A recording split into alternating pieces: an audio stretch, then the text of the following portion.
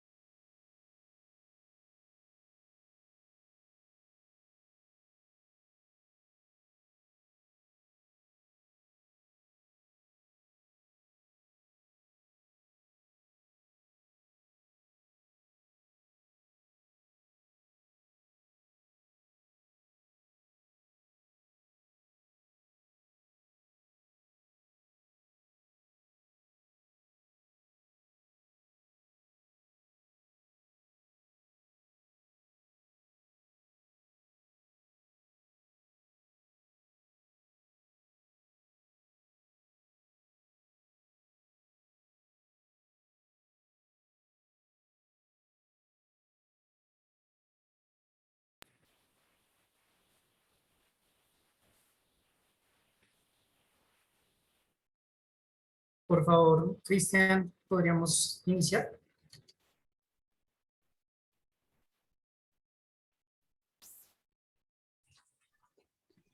Hola, buenas noches.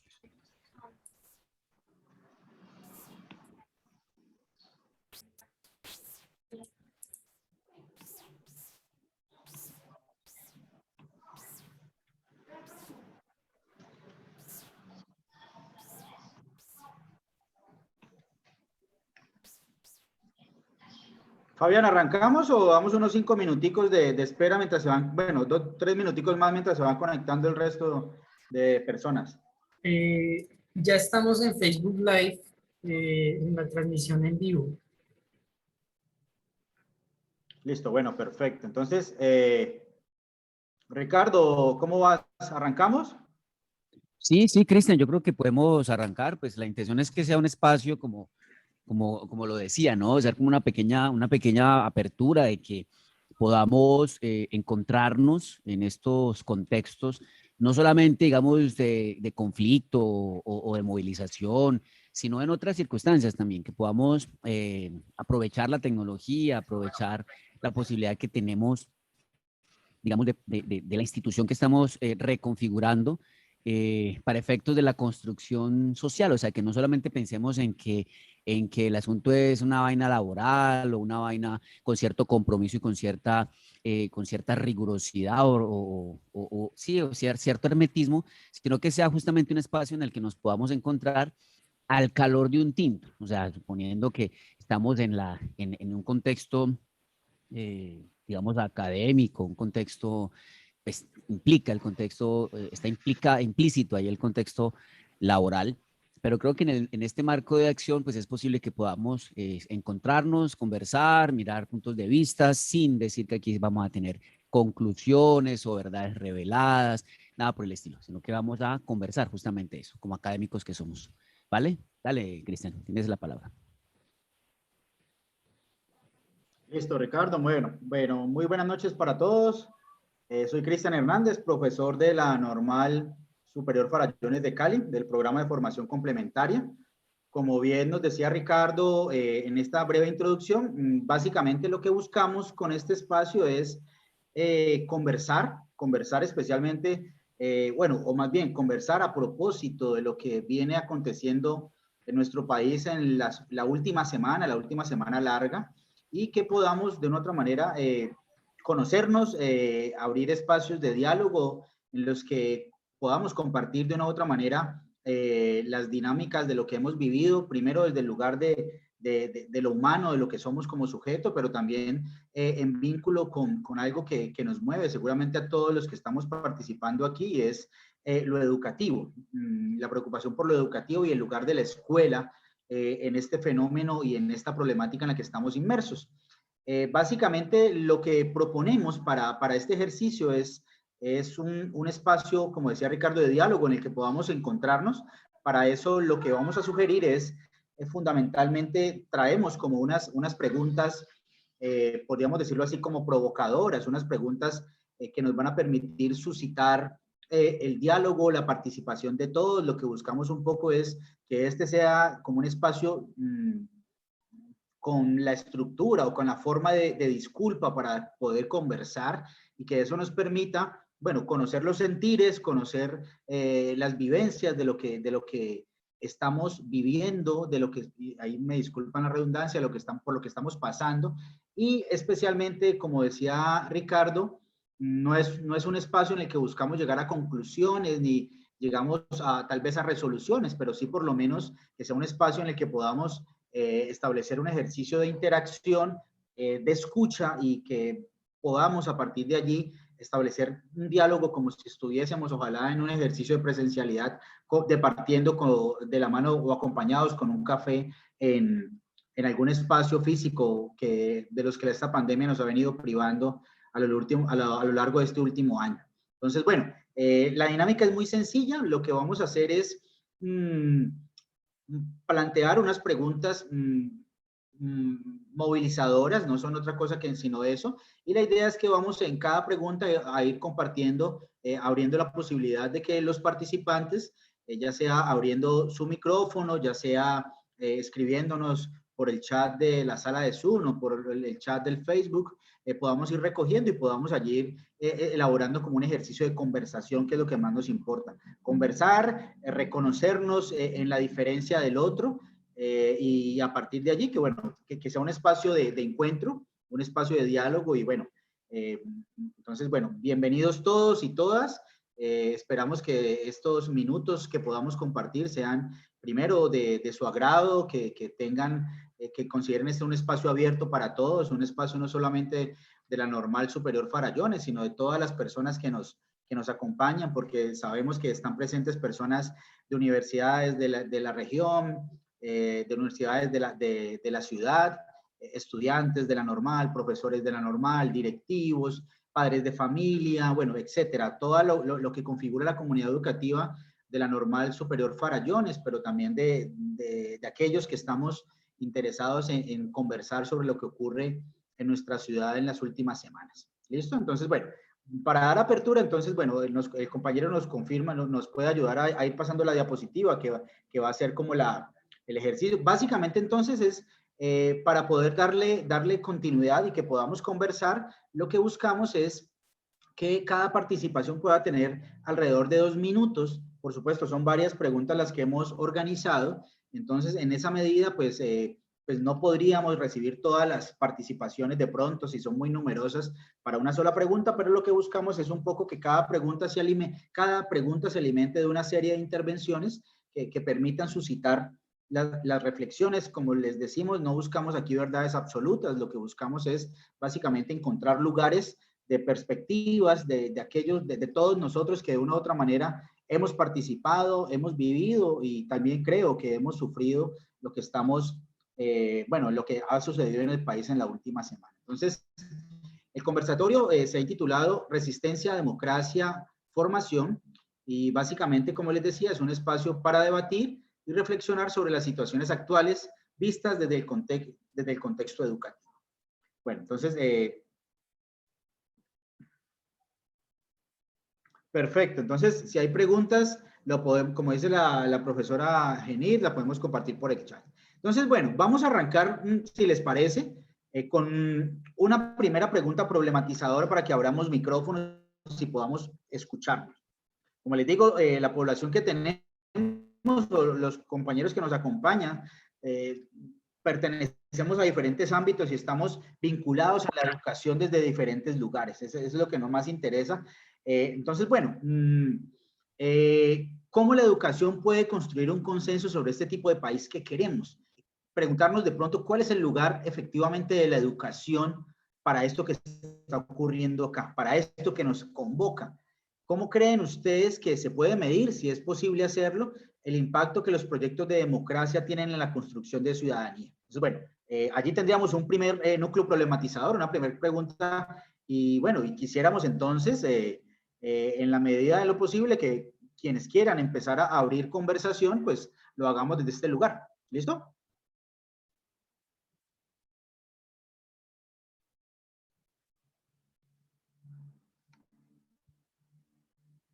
Entonces ya saben, pueden colocar sus preguntas por aquí por el chat, los que están presentes en el Zoom, o si no, lo pueden hacer por el chat del Facebook Live y bueno, y por ahí empezamos a conversar. Bueno, por aquí tenemos la participación del profesor Elkin, bueno, que allí aparece como Pedagogía en Movimiento. Entonces, Elkin, bienvenido, muchísimas gracias por acompañarnos. Elkin es un compañero con el que hemos trabajado durante muchos años, en el distrito de Agua Blanca, un compañero que por supuesto tiene una postura muy activa en esta situación de lo que estamos viviendo. Y bueno, Elkin, te damos la palabra. Buenas noches y muy bienvenido y gracias por participar, Elkin.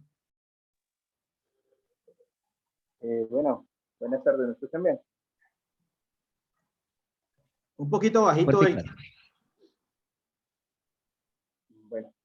Bueno, lo primero es felicitarlos por este espacio. Parece que es un espacio muy interesante, en el cual pues, ojalá la comunidad educativa que está alrededor de la normal preparación pues, se vincule. Como decía Cristian, sí, yo soy educador físico y digamos que en este ejercicio el proceso de mediación de los educadores físicos y los procesos comunitarios son muy activos. En la institución educativa donde he elaborado, he publicado algunas de mis experiencias pedagógicas, pues tienen que ver precisamente con esos procesos de mediación. Creo que muchos les ha llamado la atención ver cómo en algunos procesos de conflicto se ha hecho una pausa y hemos visto cómo tanto la fuerza pública como los ciudadanos e incluso barristas de Cali, América, de Cali, pues han dejado de lado sus diferencias y se han unido en torno a una pelota, a un balón. Creo que ese es un primer ejercicio en el cual es valioso, en el sentido de que pues, si desarmamos los corazones un poco y estamos de lado de nuestra postura individualista, pues creo que es mucho más fácil empezar a tener acuerdos. Eso no quiere decir que las diferencias aún persistan, creo que las diferencias es importante en un ejercicio democrático, porque pues, precisamente eso permite construir y mejorar una comunidad.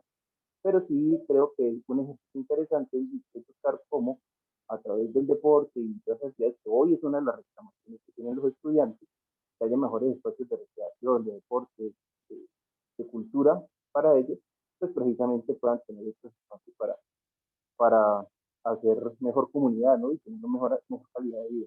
Es evidente que el deporte pues, no se construye.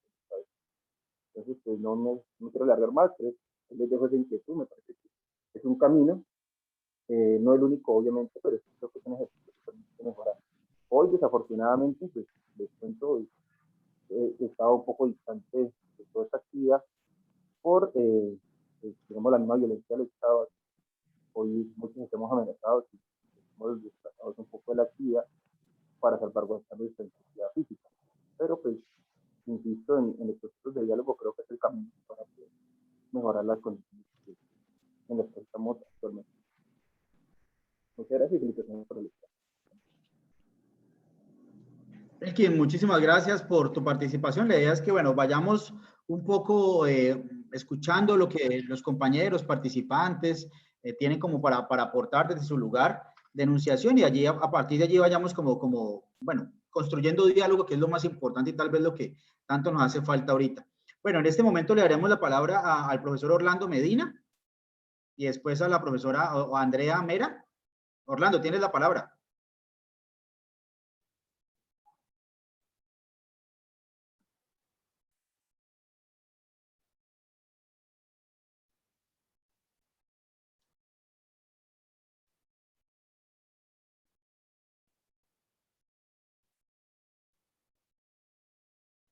Orlando, ¿sí me escuchas?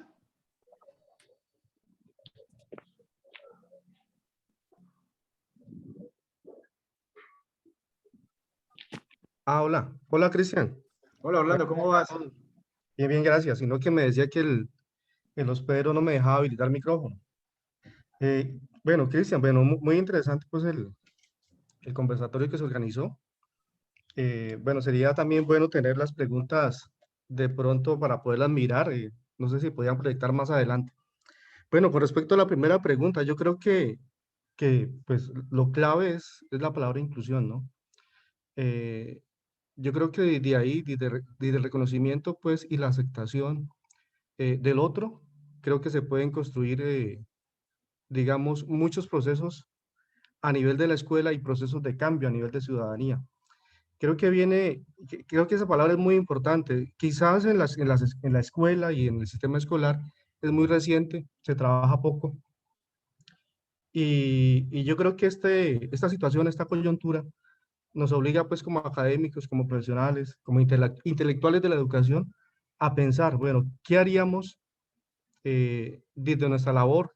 ¿Qué están haciendo, por ejemplo, los maestros en licenciatura, los que están formando en el programa de formación complementaria, para que esta situación pues tan difícil que tenemos hoy, pues en gran medida pudiéramos contribuir desde la escuela, desde la institución, pues que es digamos, la esencia de la sociedad. Desde ahí se articula una sociedad, desde la escuela, como institución social.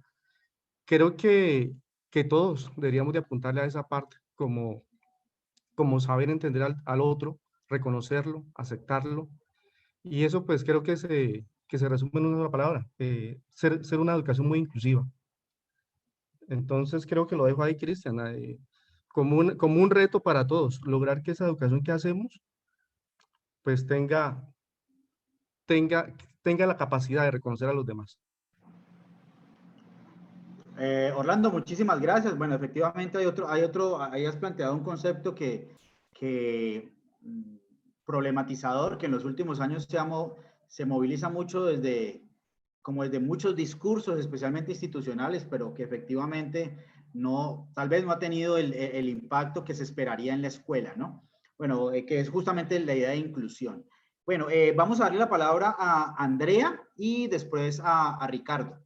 Andrea Mera, tienes la palabra. Bienvenida, buenas noches. Micrófono. Bueno, ya. Buenas noches a todos. Bueno, mi nombre es Andrea Mera, soy todavía estudiante de la Normal Superior Farallones de Cali. Estoy en cuarto semestre, pero actualmente me encuentro laborando como docente en una institución. Y debido a toda esta, digamos, la situación social, pues a la pregunta cómo la educación puede construir un consenso sobre el tipo de país que queremos, yo creo que nosotros como futuros docentes, hablo como estudiante, lo que tenemos y lo que nos han enfatizado siempre es que nosotros tenemos que siempre centrarnos en la realidad, en el contexto social que los estudiantes viven, habitan, la realidad por la que está atravesando el país, y desde ahí, desde nuestro, ya sea currículo, desde nuestra actividad académica, comenzar a trabajar eso, no desde un imaginario, sino desde el contexto real y social en la cual nuestros estudiantes viven, y como tal, siempre están, pues sí, conviviendo en una sociedad. Y pues también bueno, estoy de acuerdo y muy de acuerdo que la inclusión en este sentido, como docentes tenemos que trabajar mucho en eso, en donde sabemos que nuestras aulas de clase no son niños de un solo, o sea, donde los niños en ese instante todos son diferentes, desde diferente etnia, color, de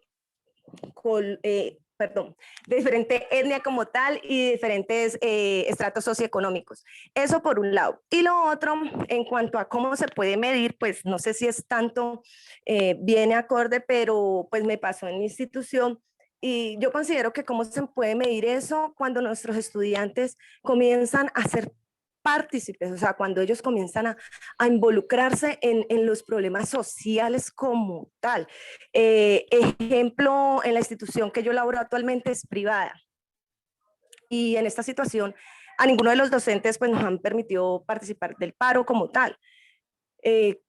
Y es respetable la postura desde cada institución educativa. En este caso, como es privada, la institución tiene sus reglamentos y su forma de trabajar. Sin embargo, pasó un caso muy interesante, y es que los estudiantes de 11 y 10º, analizando la situación social, ellos quisieron también apoyar estos niños quisieron hacer un proceso de paro, de querer apoyar la sociedad, y la institución, en este caso, se negó, pero respetando sus derechos. Es decir, dijeron, no vamos a cancelar clase, pero usted está en su derecho de no asistir, de no abrir cámaras, usted verá.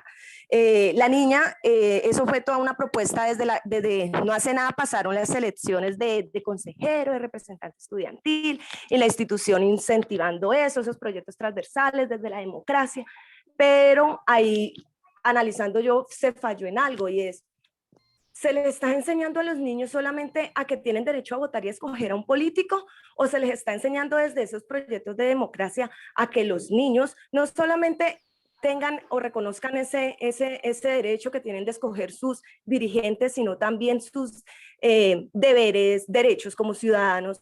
Y en este caso la institución fue sesgada y dijeron, bueno, estos niños nos quieren hacer revolución, y esa fue la palabra. Y yo, pues dentro de los principios, tanto en este caso personales, pues yo difería de eso.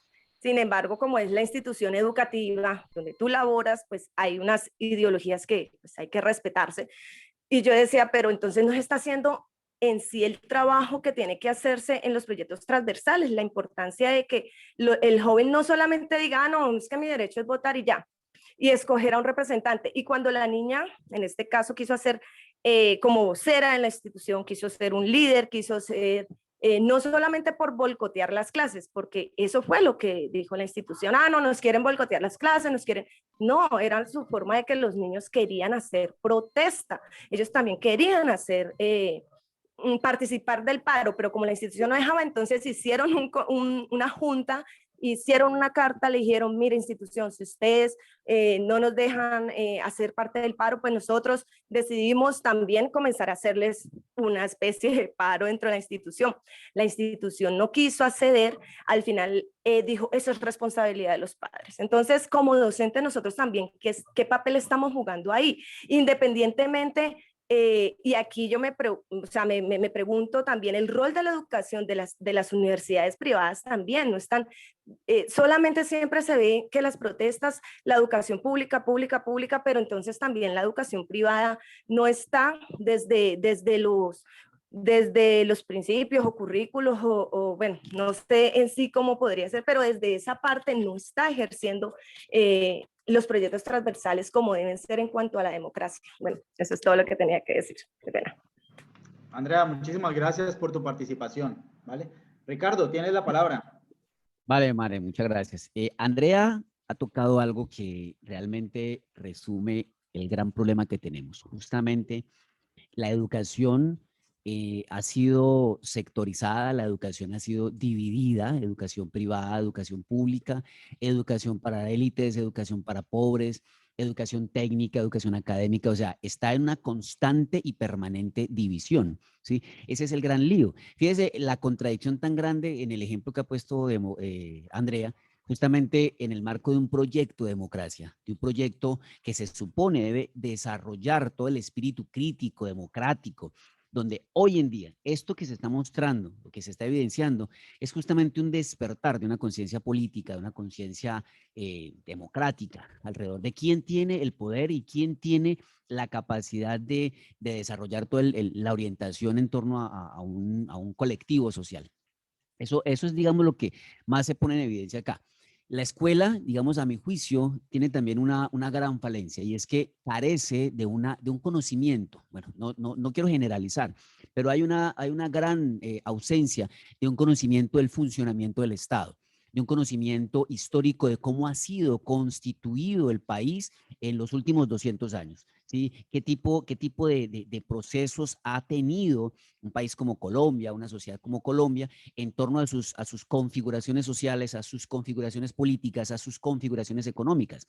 Estamos viendo, en los últimos días, vemos cómo cierta población de la ciudad que tiene un poder adquisitivo, además con ese poder adquisitivo, tiene el poder de adquirir armamento y cómo, bueno, van a ponerse, digamos, en el medio para poder generar, digamos, una especie como de, no sé cómo le podemos decir, una especie de revolución civil o de guerra civil interna, donde un colectivo está, digamos, muy bien ubicado económicamente, o sea, no tiene dificultades, pero ahora se está viendo comprometido por su movilidad, por su abastecimiento, qué sé yo, y se ponen en esas confrontaciones con la gente que está ahí en el cañón, que está allá al frente, que está pues ejerciendo su derecho a la protesta.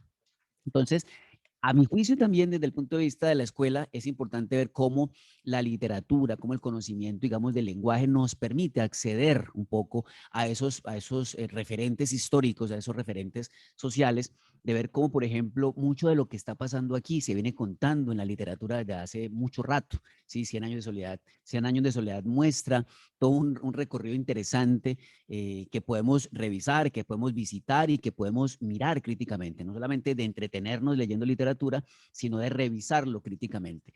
Y ahí es donde entra un poco la cuestión, ¿no? La pregunta, ¿estamos leyendo el país de una manera amplia, diversa, retomando un poco lo que mencionaba Orlando, inclusivamente, incluyentemente, estamos leyendo ese país y lo estamos leyendo a través de qué textos, a través de qué discursos o a través de qué formas significantes, ¿vale? Entonces ahí está un poco como esa opinión. Gracias. Ricardo, muchísimas gracias. Bueno, ahí hay otro elemento como de problematizar, para problematizar y tener muy presente, y es justamente esta serie de elementos, por ejemplo, que desde la literatura se nos pueden permitir posibilitar como elementos de juicio, elementos para poder entender lo que ha venido sucediendo, lo que ocurre en nuestro país. Bueno, vamos para terminar esta primera ronda de preguntas, vamos a darle la palabra al profesor Elkin nuevamente y luego al profesor Nolbert, y con estas dos intervenciones cerraríamos como este primer ciclo de preguntas alrededor del interrogante que planteamos inicialmente. ¿Listo? Entonces, bueno, el profesor Elkin, tienes la palabra y posteriormente el profesor Nolbert.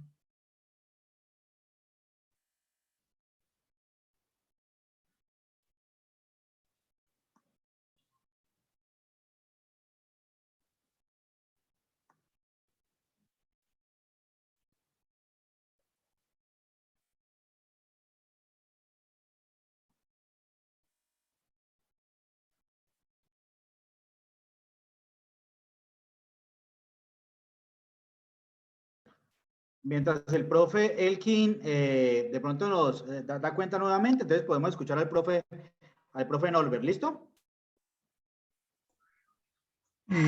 Hola a todos, muy buenas tardes. Espero que se encuentren muy bien, ¿cierto?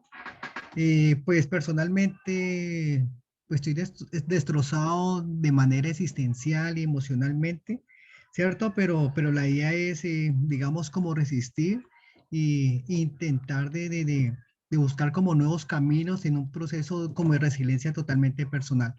Ante la primera pregunta, ¿cierto? Sobre el consenso, ese término utilizado por John Rawls en los años 70, ¿cierto? Y utilizado por John Gadamer, que responden a dos visiones, una eurocentrista y una norteamericana, ¿cierto?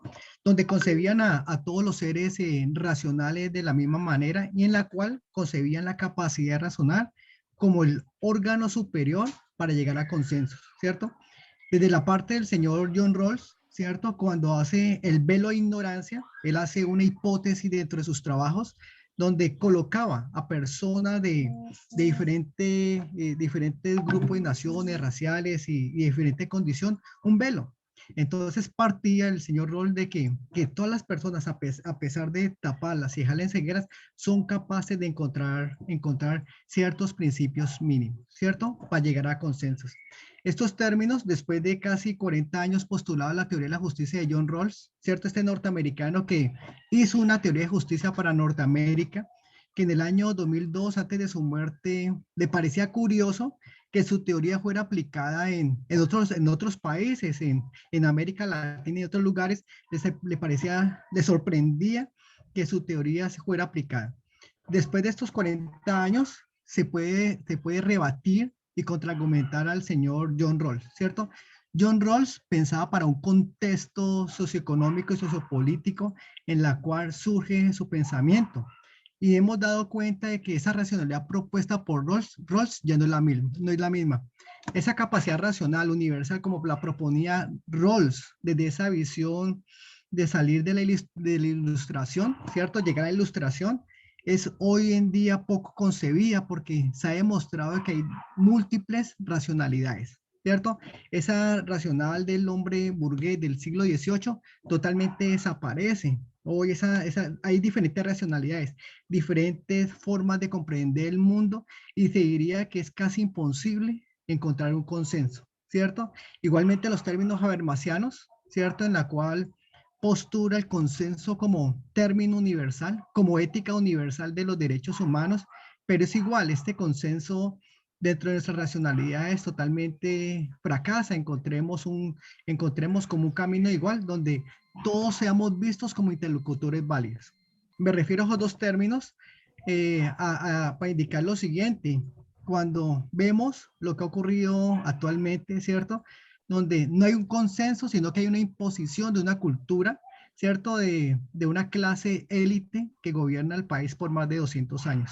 No ha habido consensos, sino que ha habido el sometimiento de ideas, ¿cierto? A través de la ley, el castigo y la muerte. Entonces, ese término consenso sería, digamos, como muy difícil como utilizarlo en este contexto colombiano. Una imposición, ¿cierto? A través de instrumentos de dominación y los demás lo que tienen que hacer cumplir y seguir fielmente este tipo de situaciones que se han construido. Pero, ¿cómo pensar en ese término consenso? Se tiene que reevaluar, ¿cierto? Y partir de otro tipo de categorías. Por ejemplo, Charles Meliut, ¿cierto? Un español un pensador, un filósofo español, ¿cierto? Meliut, ¿cierto? Europeo, donde plantea cosas muy interesantes, recoge esos testimonios de la Segunda Guerra Mundial, de aquellos que pasaron los campos de concentración y han creado como algo muy interesante, ¿cierto? Ese término racionalidad que ha superado, porque cuando se recogen los testimonios de las personas, las experiencias de dolor, se puede partir de una denominación común para encontrar ciertas comprensiones, ciertas comprensiones a una tragedia en común. Aquí en Colombia el consenso es difícil, pero si partimos de otra categoría, de comprender las experiencias, comprender el dolor, ¿cierto? Sería como más acercarnos como a nuestra realidad. El dolor, ¿cierto? De ciertas clases sociales no es la misma que la otra, ¿cierto? El dolor de ciertas personas no es la misma que otra. Y vemos hoy en día, ¿cierto? Que incluso después de haber superado los derechos humanos, ¿cierto? Después de todos estos discursos, después de la Primera y la Segunda Guerra Mundial, todavía se consideran personas como no dignas de la categoría de seres humanos, ¿cierto? Y que pasan por estos juicios oficiales del presidente de la República, ¿cierto? Váyanse para allá, no busquen, no provoquen, no inciten a la violencia, como dos categorías de seres humanos. Los ciudadanos, los que viven refugiados dentro de las cuatro paredes de la ciudad, y los otros, ¿cierto? Todavía en una condición de seres humanos.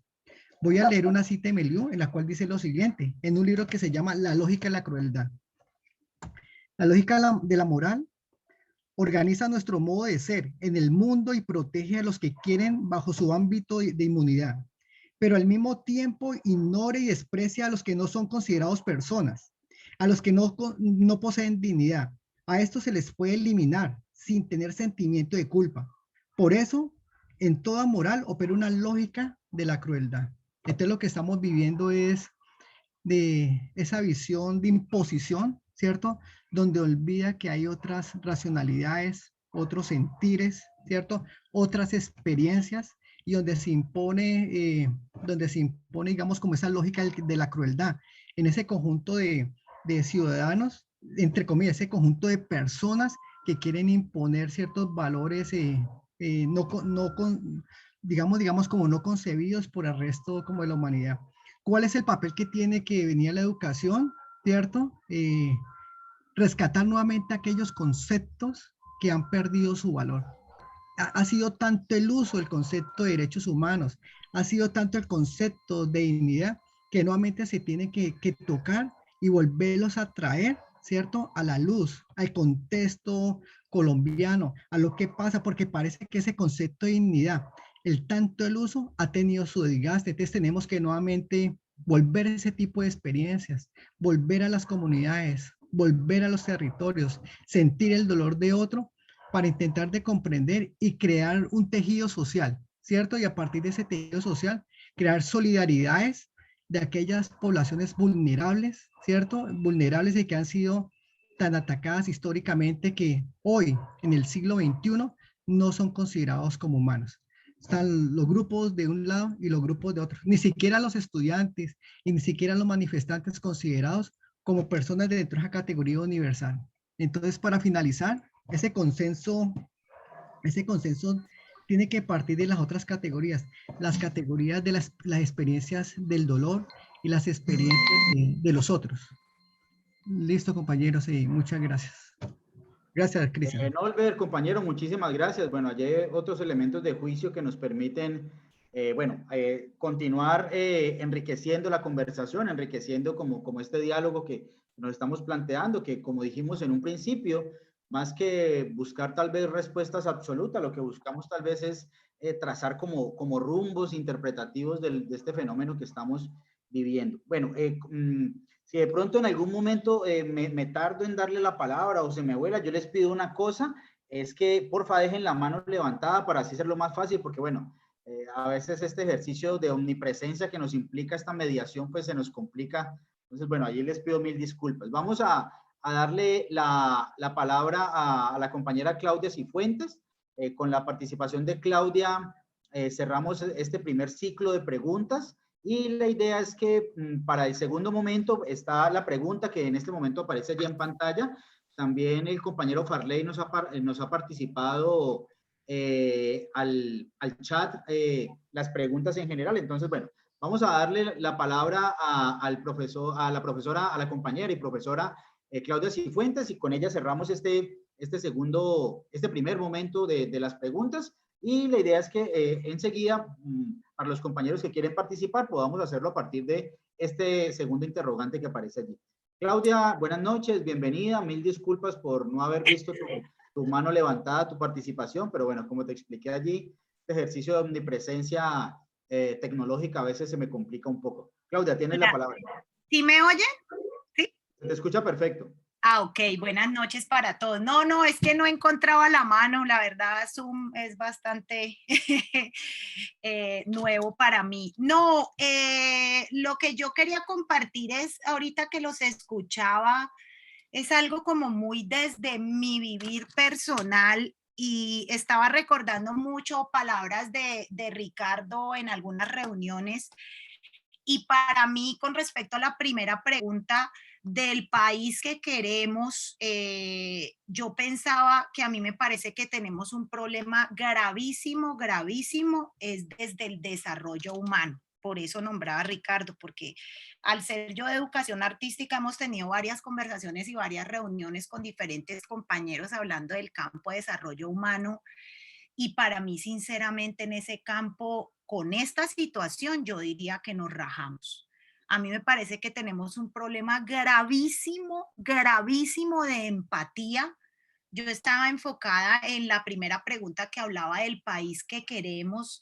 Para mí, como persona, como adulta, como docente, como artista, como mujer, como colombiana, como caleña, ha sido supremamente traumático ver los alcances de todas las personas que yo conozco, padres, madres, docentes, compañeros que tal vez admiraba, personas que yo le decía hoy a mi mejor amigo, uno cree que cuando uno tiene una forma de ser y de pensar, en teoría su círculo es más o menos común a esa forma de pensar, pero esta situación ha sacado lo peor de todos nosotros. O sea, para mí ha sido supremamente traumático ver un policía con el 60% de su cuerpo quemado, contando como una comunidad en la que hay un CAI donde él ha estado 3 años, le mete candela al CAI con ellos adentro. Fue supremamente traumático ver a la gente armada disparándole a la minga. O sea, ha sido como trauma tras trauma de ver la total total carencia de empatía. Yo diría que nosotros de humanos no nos quedó ni la etiqueta en esta situación. Es una situación de terror, de sed de sangre, miren, en estos días me pasó una cosa re chistosa. No hay, yo vivo por donde todo ha estado pues bastante caliente, que fue por acá por el colegio, entonces esto todo lo quemaron, lo desbarataron y necesitaba un cajero, y no sé si han hecho el ejercicio, buscar un cajero está supremamente difícil, y conseguí uno que había fila por allá por Alameda y éramos 10 personas en la fila, y se asoma un señor y dice, está dando solo de a 300, y se sacó todo lo que había. Entonces yo después volteé y le decía a la profesora Rosa, si nosotros fuéramos personas empáticas y nos tomáramos un momento de pensar en el otro, tal vez hubiera dicho, pasemos de uno en uno, saquemos 300 y si sobra volvemos a sacar. Hubiera sido un pensamiento empático, de comunidad, de sí, todos necesitamos, pero estamos en el sálvese quien pueda, yo quiero, yo puedo, yo tengo el arma, yo disparo, en mi barrio yo mando. Entonces, a mí me parece que este problema, además de la democracia, además de los líderes, además de todo lo que hemos venido nombrando y mis compañeros que saben muchísimo de autores y todo eso, a mí me preocupa sobremanera la cuestión de la empatía. O sea, se nos olvidó ponerlos en el lugar del otro, y yo creo que no les estamos enseñando, ¿no? A mí no me gusta mucho la palabra enseñar, no sé, compartiendo, orientando a los chicos a ese ponerme en el lugar del otro. Sí, él vive allá, pero él tiene sus necesidades y sus carencias. Sí, yo vivo acá, he leído discursos de odio de personas que no creía, se han perdido amistades, ha habido conflictos familiares en estas semanas por unas diferencias de opinión que a la hora de la hora en un país que nos decimos democrático, todo el mundo debería tener derecho a pensar lo que quiere sin necesidad de perder amistades, amigos o su vida, que es hasta donde hemos llegado. Entonces, a mí sí me preocupa mucho esa parte del desarrollo humano, me preocupa qué está pasando con la empatía, qué está pasando con el respeto por la vida, qué está pasando con esos valores que en nuestra época, voy a sonar a viejita, era algo como tan... Era más bien tácito porque uno lo daba como por hecho. Pues tengo entendido, voy a decir algo, no sé si me van a contradecir, que he leído en muchas partes, y es que pues nosotros recibíamos una crianza diferente, tal vez, no sé si ese sea, no encuentro el meollo del problema, pero se perdió esa parte de que el otro es humano, es ser vivo, sangra, piensa, siente, llora, sufre, independientemente de su estrato socioeconómico, independientemente de su etnia, independientemente del barrio en el que vive, porque le tocó, porque toda su vida ha vivido ahí. Hemos perdido esa capacidad de vernos reflejados en el otro, y que el otro es humano también, y también le duele y también llora. Y a mí me parece que esto ha sido como la tapa frente a ese hecho.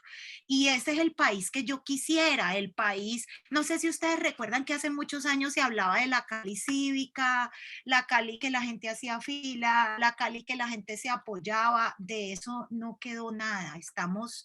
Estamos, no sé, en unos círculos de odio, la gente se calienta con cualquier cosa, despliega su odio con el que sea. Yo decía, ¿qué tiene en la cabeza 300 personas? Ay, ya voy a cerrar, qué pena. Para quemar un CAI con gente adentro. ¿Qué tiene en la cabeza la persona que tiene un arma para disparar contra gente desarmada? Entonces, a mí sí me parece que el problema es más como de humanos, de personas, de volver a las bases y qué es lo que está pasando con esas bases, con la empatía. Gracias. Claudia, muchísimas gracias. Bueno, vamos a mirar un poco algunas de las participaciones que tenemos por el Facebook Live. Hay algunas personas que han hecho algunos comentarios, voy a leer algunos. Ahorita la idea es que vamos a abrir nuevamente micrófonos para conversar alrededor de este segundo interrogante que ya pueden ver allí en pantalla. Bueno, entonces, Reina Saldaña nos dice, los cómo de la primera pregunta, de la pregunta inicial, obedecen a pensarnos de unas maneras o formas, lo que es indispensable mirar, plantea ella, desde dos lugares o desde dos puntos. Uno, las asimetrías en realidades, otredades, contextos, economías y políticas. Y dos, el reconocimiento de la historia para dar lugar a la tradición de los pueblos y comunidades y con ello construir memoria. Agradecemos a Reina Saldaña la participación. Por acá nos saluda María Lucila Rodríguez. Muy buenas noches, María Lucila. Muchas gracias por estar presente. Juan Pablo Jiménez nos dice, Desde la reflexión, la educación puede cambiar la manera de pensar y actuar de los pueblos. La historia es el mejor medidor de nuestra actualidad. Por eso debemos enfocar nuestros esfuerzos en enseñar la historia de los orígenes de nuestros pueblos indígenas, sus resistencias, memoria y tradición. Solo así conoceremos nuestros orígenes y respetamos la diversidad cultural. Bueno, Liliana Mantilla nos plantea aquí, buenas noches Liliana, desde el sector educativo se pueden implementar diferentes estrategias para una cultura de paz. Por tanto, es indispensable la formación en valores y derechos humanos. Como menciona el Dalai Lama, la paz inicia en cada uno de nosotros, reconocer en el otro sus derechos, respetar la vida, por tanto, trabajar las relaciones interpersonales, educación emocional. Muy en la línea de lo que nos planteaba ahorita la compañera Claudia Cifuentes.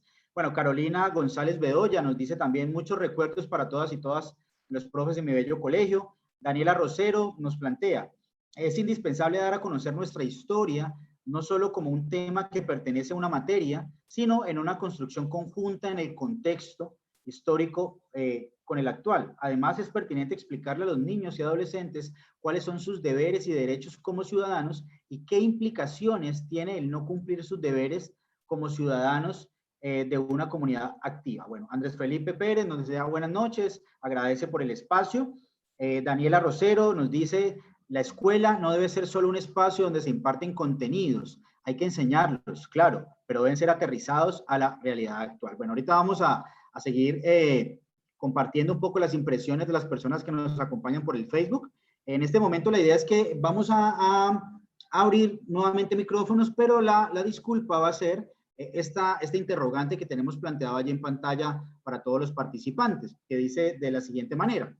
En la escuela se aborda constantemente una gestión de la convivencia estudiantil. Bueno, esto de la gestión de la convivencia es algo que tiene mucha fuerza, tanto en la Escuela Normal Superior Farallones, pero seguramente en todas las instituciones educativas, a través del diálogo.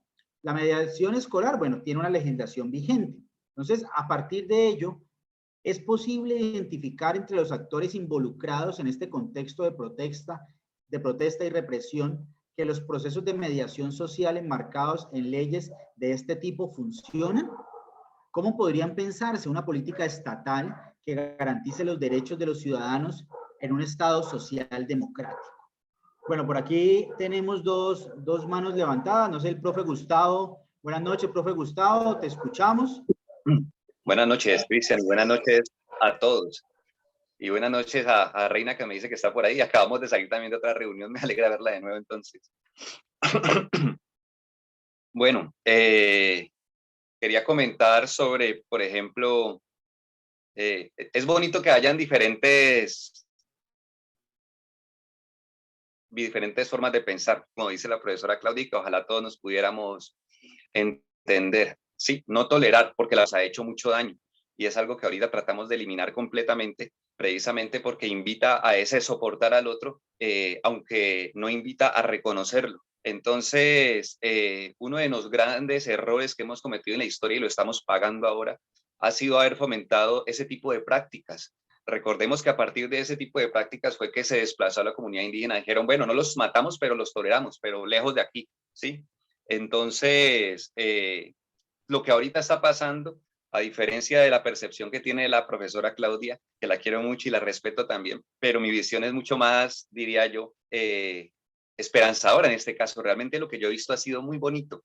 Lo que ha pasado respecto a actos de violencia, no me sorprende porque pues a lo largo de la historia realmente el humano, los humanos, no utilizo la palabra ser humano porque para mí no existe el ser humano, pero en la historia de los humanos creo que estos actos crueles han sido lamentablemente una constante, tanto que tristemente también ahora, al menos a mí, no me sorprende, ¿sí? Y de hecho me sorprende que no estén o no hayan sido más crueles, en el sentido de que esperaría más noticias sobre tortura y demás, porque sé por experiencias familiares y cercanas de lo que el ejército es capaz en unas circunstancias en las que tiene mucho poder, ¿sí? Recordemos que son las personas que tienen legalmente el uso de las armas y eso es bastante peligroso, sobre todo por qué preparación mental tienen. En todo caso, lo que veo ahorita es una transformación muy hermosa.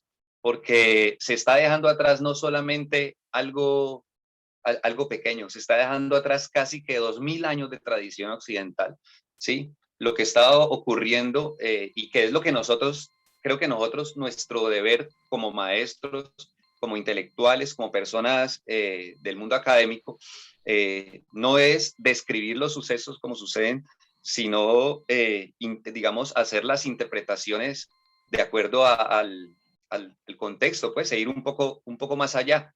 Y entonces, por ejemplo, sabemos que una persona común puede ver una estatua derribada, ¿sí? Pero si vemos más allá, eso es más que una estatua, ¿cierto? Eso es todo, digamos, es todo un ataque a la tradición occidental que durante tanto tiempo ha excluido a las comunidades indígenas y comunidades ancestrales, que con ellos pasa algo que nosotros no hemos entendido, porque en el lenguaje común así lo usamos. A veces creemos que, por ejemplo, las comunidades indígenas ancestrales son colombianos o son caleños, y bueno, en un sentido coloquial así es, pero nosotros tenemos que tener muy claro que en realidad no es así, porque los pueblos ancestrales existen desde antes que exista Colombia, ¿sí? Son comunidades que existen desde antes de que existiera el Estado colombiano, de que existiera una ciudad que se llama Cali, por ejemplo. Y como existe desde antes, entonces no podemos decir, digamos, la sensación que se da es que nosotros simplemente le damos permiso de vivir en su resguardo, ¿sí? Pero como si no tuvieran posibilidad de participar en otros espacios de la vida nacional. La cuestión es que esto se viene oliendo desde hace rato. Yo veía, por lo menos, yo era los que decía, qué tan bonitas las navidades de antes. Y resulta que uno habla con las mujeres y le dicen bonitas, pero para los hombres. La gente habla con nostalgia de tiempos que eran horribles para la mayoría de las mujeres, porque al menos en los sectores populares, las mujeres se encargaban de cocinarle a los maridos, a sus amigos y atenderles sus borracheras de 2 y 3 días. Y era algo realmente, o sea, a nosotros nos hemos configurado una fantasía de un pasado que realmente nunca fue. Realmente el pasado nuestro ha sido siempre trágico y la idea no es volver a los valores. Eso sería terrible porque los valores que hemos enseñado son los que nos llevaron a esta situación. De hecho, lo que tenemos que entender es que los valores se transforman, cambian y tenemos que entender las nuevas formas de valorar la realidad que tienen las nuevas generaciones. Porque nosotros somos personas formadas con conceptos antiguos que ya no funcionan, con una realidad que ya no funciona y no aplica para el contexto ahora, formando a pelados que han crecido en otro contexto distinto al de nosotros. Pero como nosotros somos los maestros y los adultos, somos nosotros quienes tenemos que ponernos a la tarea de investigar y entender el contexto actual y las nuevas significaciones que tienen los estudiantes. Ahora ya no tenemos el problema hace 20 años el problema era ese poco de adolescentes embarazadas. Ahora las niñas no quieren ni siquiera casarse, ni tener hijos, ni nada. Y eso es una fortuna para mí. Es decir, entender que hay otras formas de entender esa realidad y por supuesto la violencia que se presenta es porque el Estado acude a los mecanismos tradicionales que tiene, ¿sí? Que son muy viejos, pero estos pelados se enfrentan de otra manera. Yo lo que veo, mire, yo veo aquí en la portada, me parece maravilloso, pelados que se sabe y la comunidad lo sabe y yo lo he escuchado porque paso constantemente ahí a apoyar el paro y veo esos peladitos allá y pida que usted es ladrón, pida que usted es ladrón. Y el pelado dice, vos sabes que yo el palo lo respeto, yo aquí no voy a robar, yo el palo lo respeto. Imagine usted lo que significa para mí como maestro ver un pelado de 15 años, 16 años, ¿sí? Hablando así, o sea, como de alguna manera, y ojalá de pronto ya no lo vuelva a hacer, porque el paro está aconteciendo a las personas y las está transformando. Nosotros no lo estamos entendiendo porque tenemos, o sea, cuando digo nosotros me refiero pues a los viejos, pues a los adultos, pues referente a las visiones de la juventud. Y tenemos que realmente entender que se está valorando de otra manera, o sea, ya no se valora. Eso de Sebastián de Belalcázar y esas estatuas, realmente eso es solamente para nosotros. O, por ejemplo, esos profesores anticuados de literatura que quieren que los pelados ahorita se pongan a leer, por ejemplo, el Quijote o la Odisea, por mucho que nos hayan gustado a nosotros, ya simplemente son cosas que por gusto son grandes obras, pero ahora los pelados leen cómics que son considerados novelas gráficas, por ejemplo, y que hay aspectos muy interesantes ahí que trabajan y donde se trabajan esos nuevos valores que los pelados están construyendo. Pero mientras nosotros sigamos patinando en esos mismos valores anticuados que no tienen aplicabilidad en nuestro contexto, porque las nuevas generaciones están creando digamos, vamos a estar estancados. Termino diciendo que nuestro papel como maestros es entender que nos llegó el momento en que ya no hay nada que enseñar. Es el momento en que nosotros, es mucho lo que tenemos que aprender de estos pelados y concentrémonos más en aprender. Por supuesto, la idea es que todos aprendamos, ¿sí? Y el enseñar que sea un efecto secundario de esa búsqueda constante del conocimiento y construcción del mismo, ¿vale? Muchas gracias.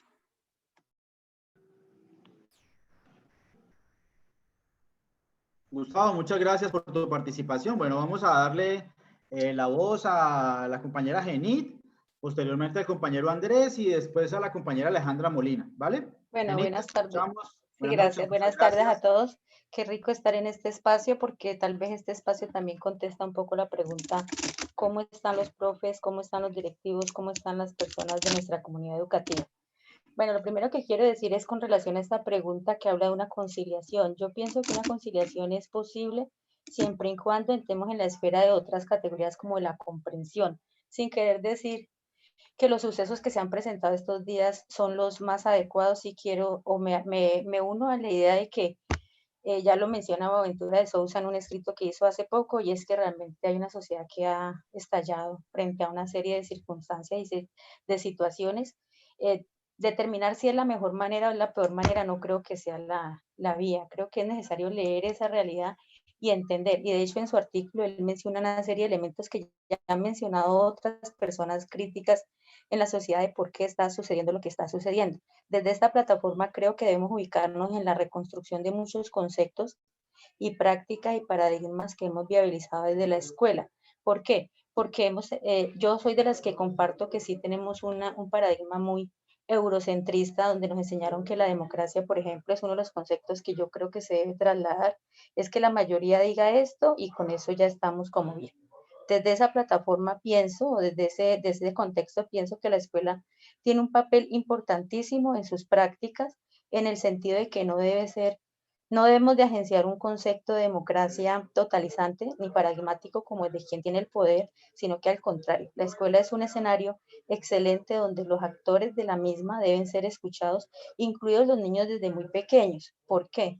Porque muchas veces desde la misma aula, cuando agenciamos el conocimiento, hablo yo que he sido profe 14 años de niños, los niños no son como el centro de estos procesos, o los estudiantes no lo son. Entonces pienso que de allí no debe ser solo el proyecto de democracia, siendo como alusión a la pregunta anterior, el que tenga como la responsabilidad, sino que creo que las acciones cotidianas en el lugar de los sujetos y las subjetividades son muy importantes, porque si algo nos está enseñando toda esta realidad es la diversidad de maneras que tenemos de pensar. Por lo tanto, creo que un concepto de democracia totalizante y sobre todo desde el contexto escolar no es la vía. Entonces tenemos que tener más tiempos, más espacios y más dedicación y más escucha para entender que todos merecemos y debemos tener esos espacios para expresarnos y poder encontrar los, que pienso yo, los mínimos o los constructos para poder vivir juntos. Esta es como mi intervención. Muchas gracias. Genit, muchísimas gracias por tu participación. Le damos la palabra a Andrés. Andrés, buenas noches, gracias por acompañarnos, te escuchamos. Buenas noches, Cristian, una preguntita, ¿nos podría repetir la pregunta? Allí está en pantalla, Andrés, no sé si la consigues observar. Ah, ya, muchas gracias, Cristian. Vale, perfecto. Bueno, ahora se hablaban de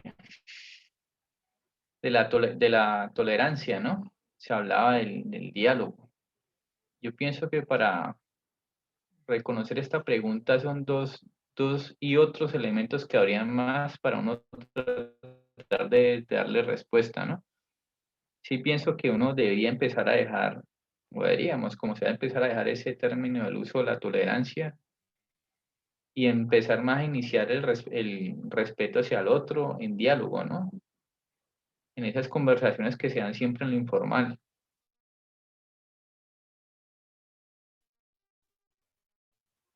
Yo ante todo me declaro como eso, antes de ubicarme en cualquier dogma, en cualquier doctrina, siempre rescato esa parte. Digo que uno de los problemas que se presentan justamente en el paro nacional es esa polarización, ¿no? Entonces muchas veces uno escucha incluso en la academia, ¿no? Que supone que deberían como tratar de de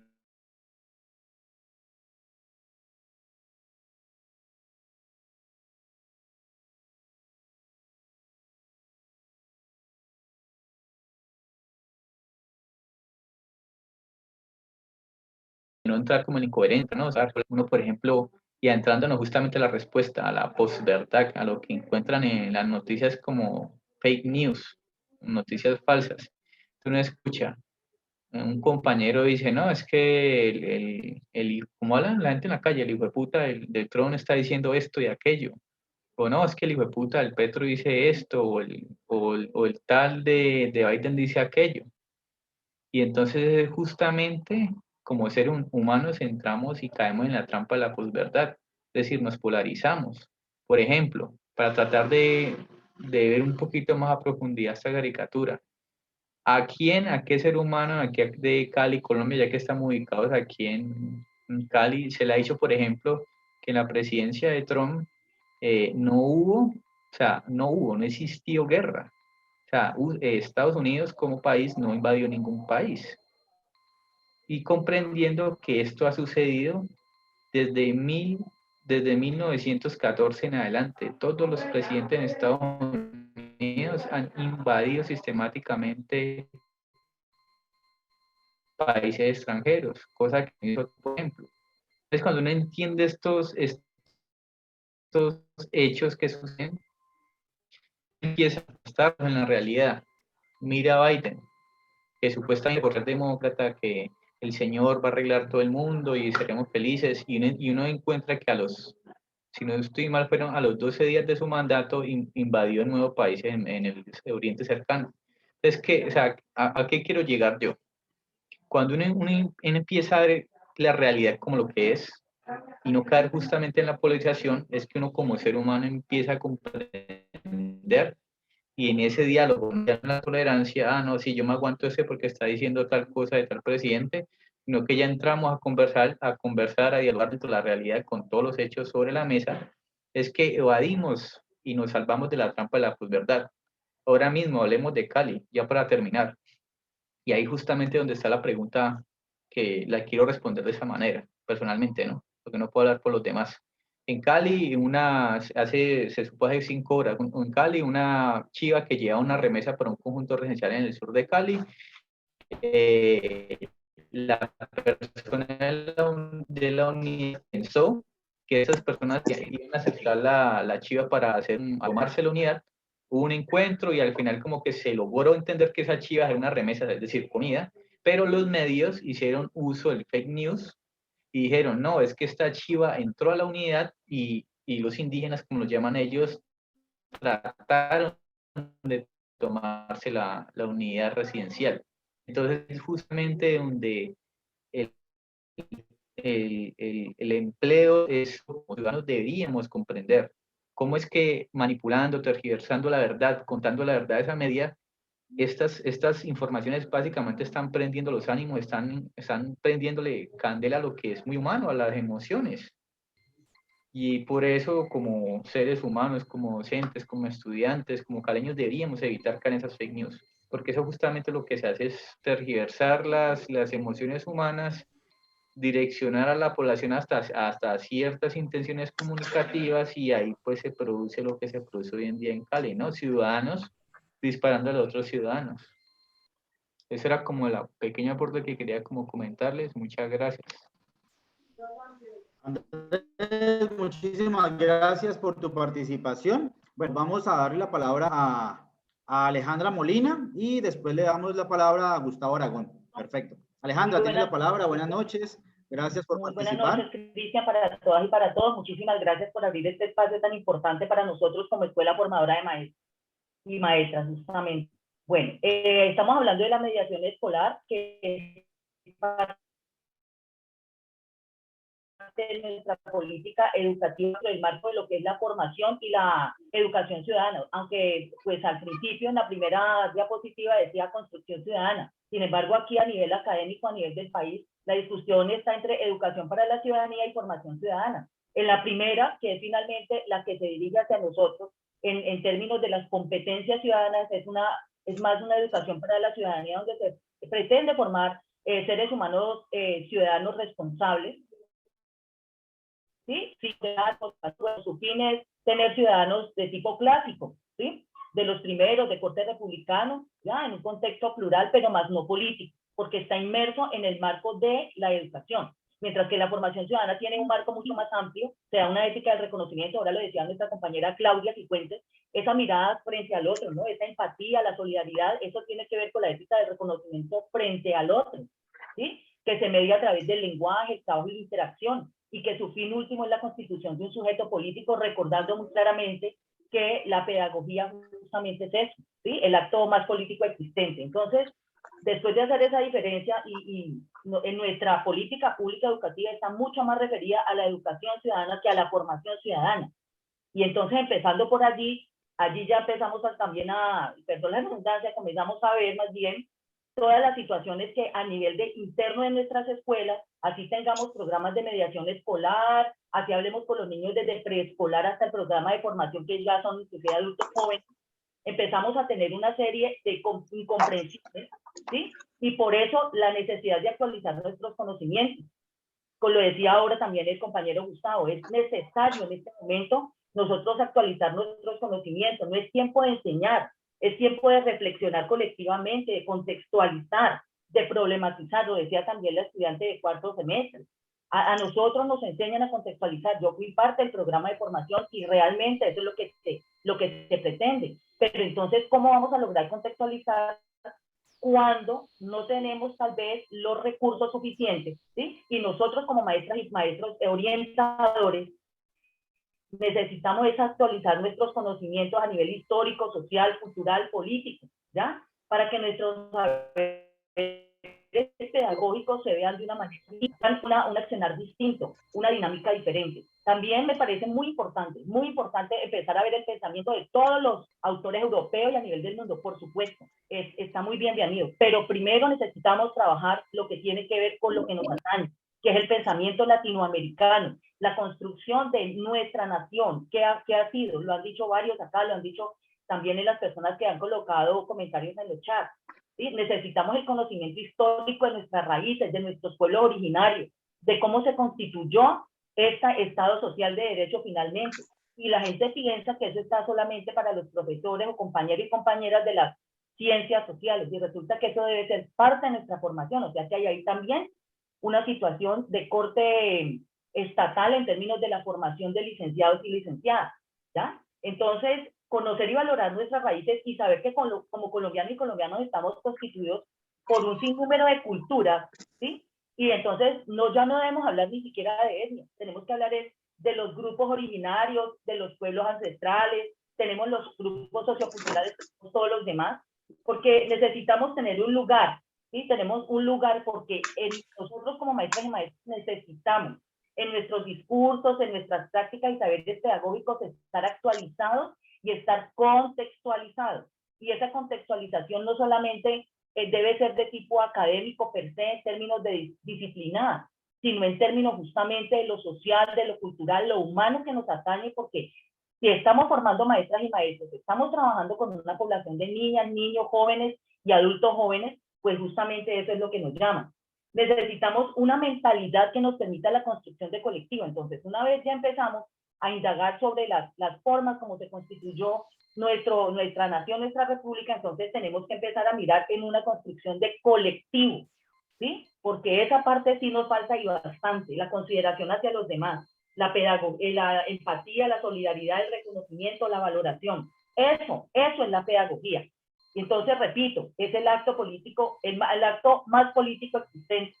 Ahora la pregunta dice, ¿cómo frenar una política estatal? Bueno, es que ahí está el punto. Sería la parte de poder construir desde las escuelas normales o desde los colegios que tengan interés, maestras y maestros participando, haciendo propuestas que lleguen hasta el Ministerio de Educación, pero simplemente llegan las políticas públicas y allí nosotros simplemente agachamos la cabeza como maestros y maestras, esto es lo que nos dictan que hagamos, entonces hagámoslo.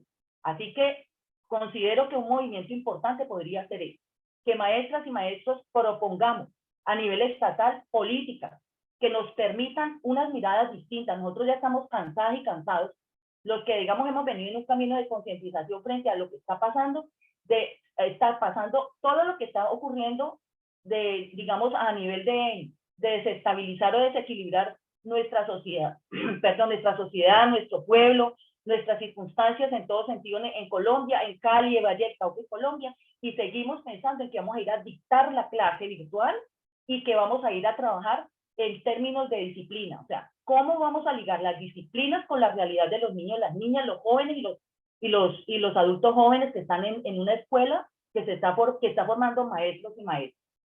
Y para terminar, entonces, sería una invitación también a nivel muy de la casa, también hacer revisiones a nivel de, cuando estamos hablando de mediación escolar, estamos hablando de políticas estatales, empezar en casa. En la normal Farallona, empezar a revisar nuestros manuales de convivencia, nuestras estrategias pedagógicas, nuestros espacios para los discursos, nuestros espacios para los debates, y empezar, como bien lo dijo Gustavo ahora, unas estrategias distintas que nos permitan mirar hacia otros lugares que antes no habíamos mirado.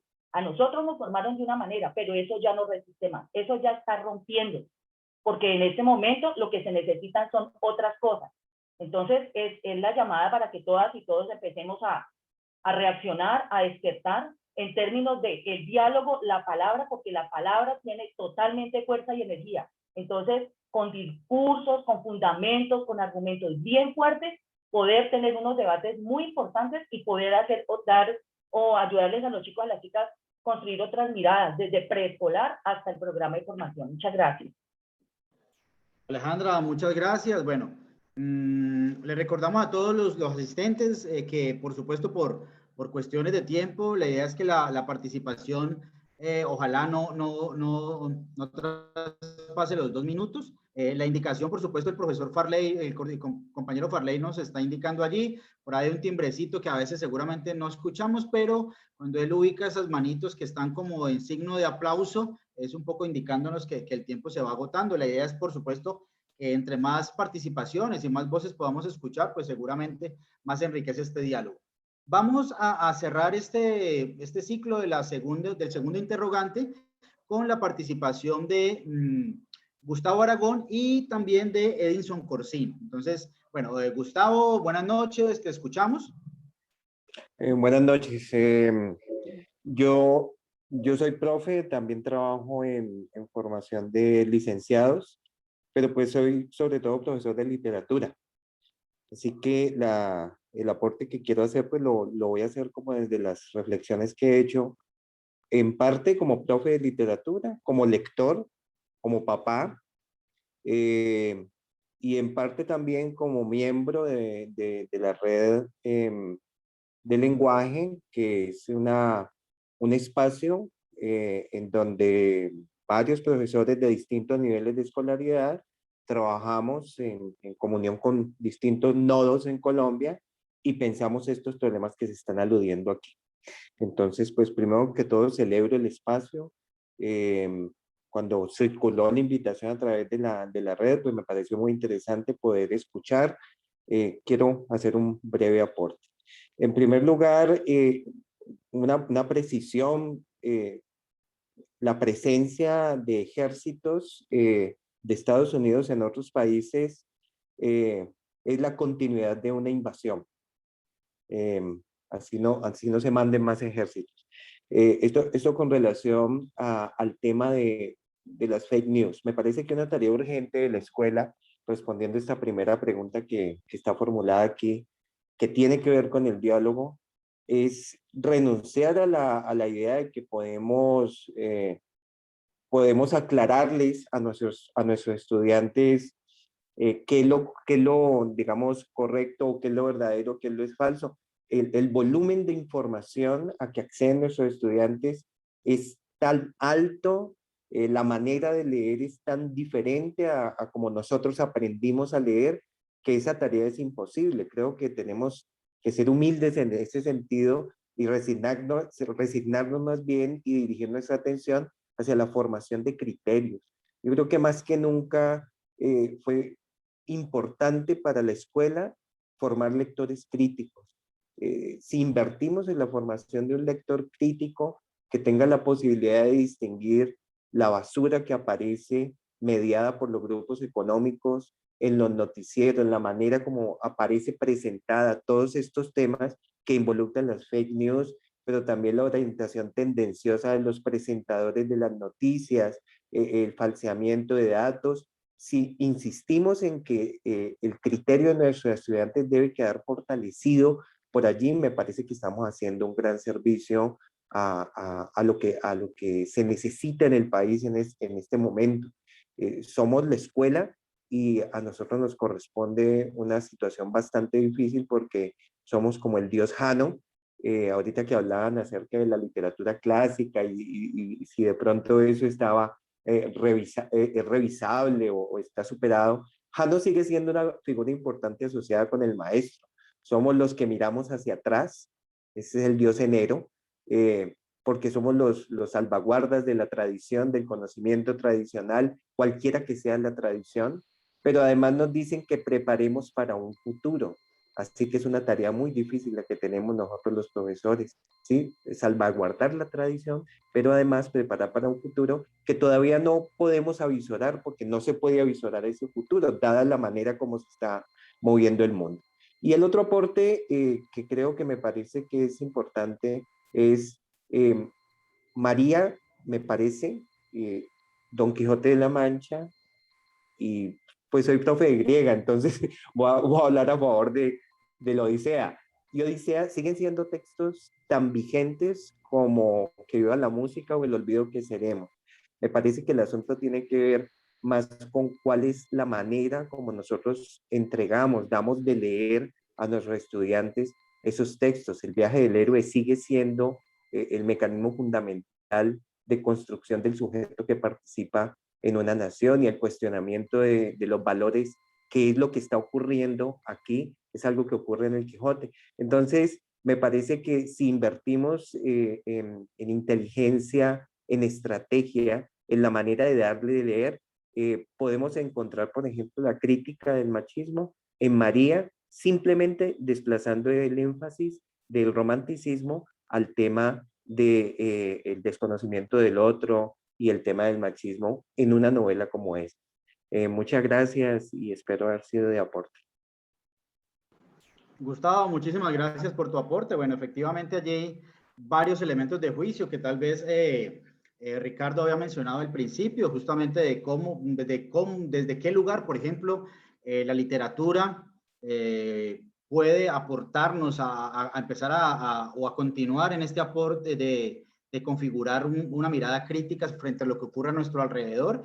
Y bueno, Gustavo toca un tema muy interesante, pero pues tal vez aquí nos desviaríamos, y es justamente esa tensión constante que hay con el canon literario y efectivamente esas transformaciones que ha tenido el canon, pero cómo a pesar del canon o esos cánones clásicos que existen, efectivamente, más allá de los textos que podamos elegir, efectivamente son claves para la escuela, es el cómo mediamos la lectura de esos textos, desde qué lugares enunciativos nos ubicamos para mediar la lectura de esos textos.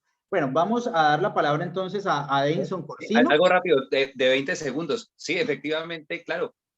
Lo que pasa es que también hay que entender que hay más textos. A lo que me refiero es que nosotros debemos pellizcarnos también porque queremos que ellos lean lo que nosotros leemos, o sea, como lo que ya leímos. Nos toca como para actualizarnos también leer un poco de lo que ahora se lee, porque como no leen lo que nosotros leímos, muchos profesores yo les he escuchado que hablan, no, es que los pelados de ahora no leen, ¿qué van a leer? Pero resulta que vos te pillas y sí leen, ¿sí? De pronto no todos y tampoco es una práctica, digamos, la más recorrida, la más conocida, pero sí leen, los pelados leen y nosotros tenemos que entender qué es lo que leen porque hay cosas valiosas ahí, ¿vale? Gracias.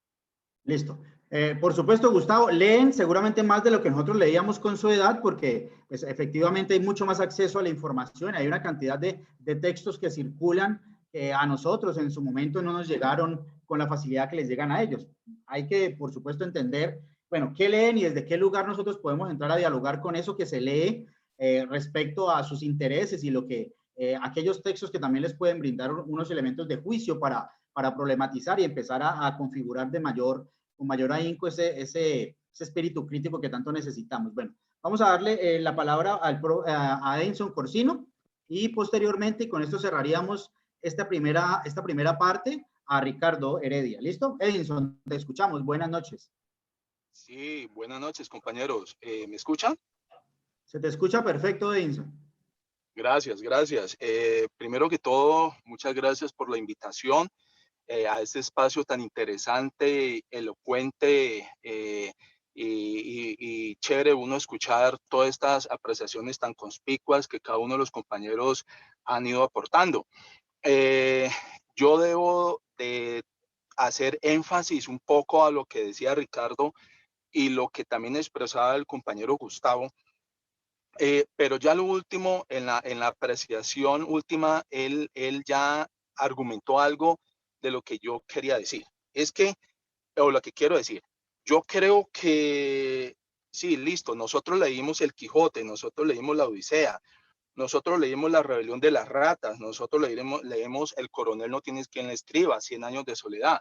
Pero lo que sucede es que esas obras son obras maestras de la literatura, que si algunos no son colombianos, otros, unos son colombianos o otros autores no lo son, pero son esas obras maestras que nos regalan un poco del hacer y de la cotidianidad de nuestro país.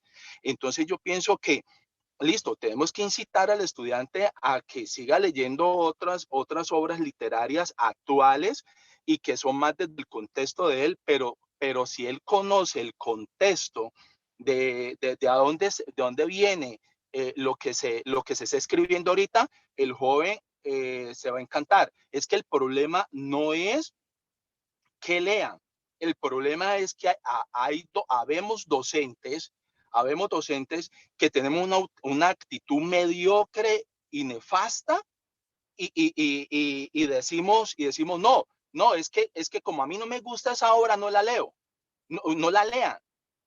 Como yo no la entendí, entonces tampoco se la pongo. Tercero, como no nos gusta incluso algunos docentes que no analizamos, no criticamos, no profundizamos entonces, sobre estas obras, entonces, ¿cómo le vamos a decir al estudiante, mire, con el libro El Coronel no tiene quien le escriba, de Gabriel García Márquez, ahí viene un vallenato, ¿sí? Se expresa el vallenato. 100 años de soledad. ¿Cómo viene luego Jorge Celedón y habla sobre un vallenato y está hablando de ciudad? Entonces, lo que tenemos nosotros los docentes es cada día estudiar, prepararnos cada día para poder decirle a ese estudiante, vea, es que con este libro se argumenta esto, es que mire, con este libro vamos a esto y con este libro vamos a hacer políticas públicas, con este libro vamos a hablar de globalización y mercados emergentes en una sociedad, con este libro vamos a hablar sobre pedagogía social, ¿no? Que eso es lo que en últimas estamos hablando hoy por hoy sobre RSE, responsabilidad social empresarial. Responsabilidad social empresarial no es una vaina de que vení, yo le tiro al estudiante algo o a 10 la segundos. sociedad, sí, ajá, y listo, ¿no? Entonces yo pienso que respondiendo la pregunta, lo que acabo de decir para terminar, es que debemos de hacer unas políticas no estatales, sino una política pública de nosotros los docentes hacia un público en general heterogéneo en la parte de educación artística y sociedad. Es llevar a las personas, como decía Martia Sen, es llevar a la gente pobre a los sectores, a la gente empobrecida, llevarla a los sectores supuestamente ricos, para que ellos vean expresiones artísticas, pedagógicas y culturales y viceversa, llevar a esas personas del sector rico, que se dice pues de rico, llevarlo a los sectores empobrecidos para que también reciban algo artístico y cultural, ¿sí? Es romper esas barreras de limitaciones y sumarnos unos con otros, porque concluyo, cuando uno se va simplemente con la ropa que lo entierra y queda en el recuerdo cada uno de nosotros, ¿sí? Para acabar todas esas rivalidades, debemos de sumarnos unos con los otros para hacer sociedad. Yo pienso que esa podría ser una idea de política, de una propuesta de política pública desde la academia. El arte y la cultura integra la sociedad. Gracias. Edison, muchísimas gracias por tu participación. Bueno, le damos la palabra a Ricardo y con eso pasaríamos al tercer interrogante para continuar con el conversatorio. Ricardo, tienes la palabra. Vale, gracias. 2 minuticos. Bueno, saludar nuevamente a los invitados, a los participantes, a los que están en el día de hoy en este encuentro, que como lo dije al inicio, pues es lo que busca ser un espacio como de conversación, un espacio de diálogo entre personas que estamos interesadas en el tema educativo, en el tema, digamos, de lo social y de lo que implica, digamos, todo este proceso actual. Saludo al profe Gustavo, que recordamos gratamente, profe de la Universidad del Valle.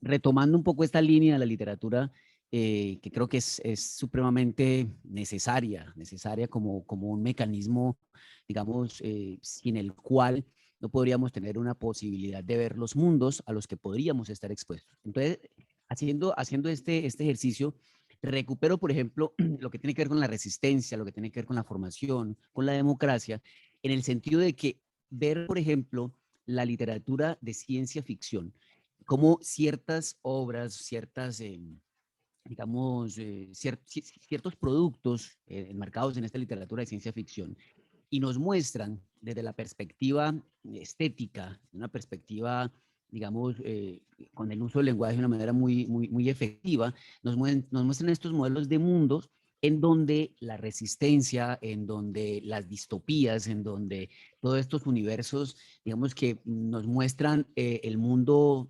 devastado, el mundo acabado, el mundo vuelto nada, y ver cómo en esos contextos, es un ejercicio como interesante para reflexionar, cómo en estos contextos, pienso en esta trilogía o en esta producción, digamos, de Divergente, de Leal, del Dador de Recuerdos, y que pueden incluso tener su diálogo con el cine de ciencia ficción, y cómo en este ejercicio ver todas estas apuestas de resistencia, ver cómo todas estas facciones o cómo todos estos distritos o cómo todas estas estructuras, digamos, de conformación de esos entornos sociales o de esos mundos se pueden estudiar y se pueden revisar en nuestros contextos, en nuestros universos, digamos, en nuestra actualidad. Entonces esa es una invitación también que hago, que puede ser muy interesante, retomar la ciencia ficción como esos modelos de mundo, esas posibilidades de mundo que sin necesidad de ir a extremos, digamos que en estos días que hemos estado con la posibilidad de salir, de mirar, de andar las calles y ver, digamos, la desolación, ver ese temor para movilizar, ver lo que muestran también las redes y los medios de comunicación. O sea, es un ejercicio, es una situación bien compleja, ¿no? Cómo nos sentimos, digamos, como una especie de ese mundo distópico en donde la sociedad o el mundo se acabó tal y como lo conocemos. Vale, muchas gracias. Listo, Ricardo, muchísimas gracias. Bueno, vamos a compartir algunas de las impresiones, los comentarios que hemos recibido por el Facebook. Por aquí Carolina Bedoya nos dice, bueno, no todo el tiempo pasado fue mejor, ahora es diferente. Tengamos en cuenta que si nos basamos en la noción de derechos, estos no existían en tiempos anteriores. Tenemos que pensar en una pedagogía desde los contextos, pero también desde la emocionalidad. El arte como herramienta de cambios y transformación personal, familiar y social. Bueno, muchas gracias a Carolina por el comentario. Por acá nos dice, vamos a mirar, Daniela Rosero Bravo nos dice, la escuela no debe ser solo un espacio donde se imparten contenidos, hay que enseñarlos, claro, pero deben ser aterrizados a la realidad actual. Angélica Niño nos dice también, lo primero es que se debe reconocer que las sociedades se transforman y cómo se deben entender los nuevos contextos y las formas de expresión también cambian. Es la forma de mantenimiento de un estatus impuesto por los invasores, nos dice Angélica Niño. Bueno, vamos a continuar entonces. Allí tenemos en este momento la pregunta, bueno, que sería la tercera pregunta que le hemos copiado en el chat. La idea es que esa pregunta igual, bueno, podamos participar de una ronda de comentarios, bueno, de participaciones, de impresiones de quienes estamos presentes. Entonces nos dice, en el marco de los procesos educativos, entendiendo este escenario como uno de los tantos posibles, ¿cuál es el rol de los maestros para contribuir a la formación de ciudadanos críticos que aporten a la sociedad? ¿Es posible formar sin polarizar? ¿Sería necesario mostrar las diversas aristas que tienen las situaciones? ¿Se promueven procesos democráticos en los relacionamientos que surgen entre los diferentes actores de las comunidades educativas? ¿Listo? Bueno, entonces allí ya abrimos nuevamente micrófonos. Gustavo Cárdenas, tienes la palabra. Hola, perdón que no active la cámara, pero estoy como maluco y bueno. Respecto a lo que dijo la compañera del arte, me parece también una apuesta interesante. Incluso yo diría que podríamos ser más ambiciosos y en el PFS se han hecho incluso ese tipo de trabajos como invitando no solo a involucrar el arte en la educación, sino a entender la educación misma como arte, ¿sí? O sea, reflexionar en lo que eso implicaría. O sea, sabemos que la pedagogía emergió en el siglo XIX con una pretensión de cientificidad, igual que las demás disciplinas, por eso termina con ese sufijo, ¿sí? De todas las IAS, ¿sí? Antropología, psicología. Entonces la pedagogía nace con esa intención de cientificidad. Pero ¿qué pasaría si nos pensamos a una escuela ya separada de eso, de las distanciada, más que separada, porque hay que conservar cierta articulación ahí, y cercana al arte, para entender al maestro también como un artista? En el sentido que lo que hacemos en la escuela es una obra, y en la obra del artista se involucran también sentimientos, emociones. No es solamente el conocimiento que está en los libros, sino que nos involucramos nosotros mismos con los estudiantes como seres vivientes, sintientes, pensantes, como territorios existenciales que interactúan ahí. Esa sería la apuesta. Por el otro lado, lo que dijo la otra compañera, cuando habló de cómo evitar la polarización, por ejemplo, es que eso hace parte de esa realidad que insistimos en que son 2000 años ya que intentamos transformar. Qué pecado, pero ahí el que es el principal blanco de este ataque es Aristóteles, ¿cierto? Con esa división entre lo verdadero y lo falso, entre esa cuestión de buscar la verdad y la realidad.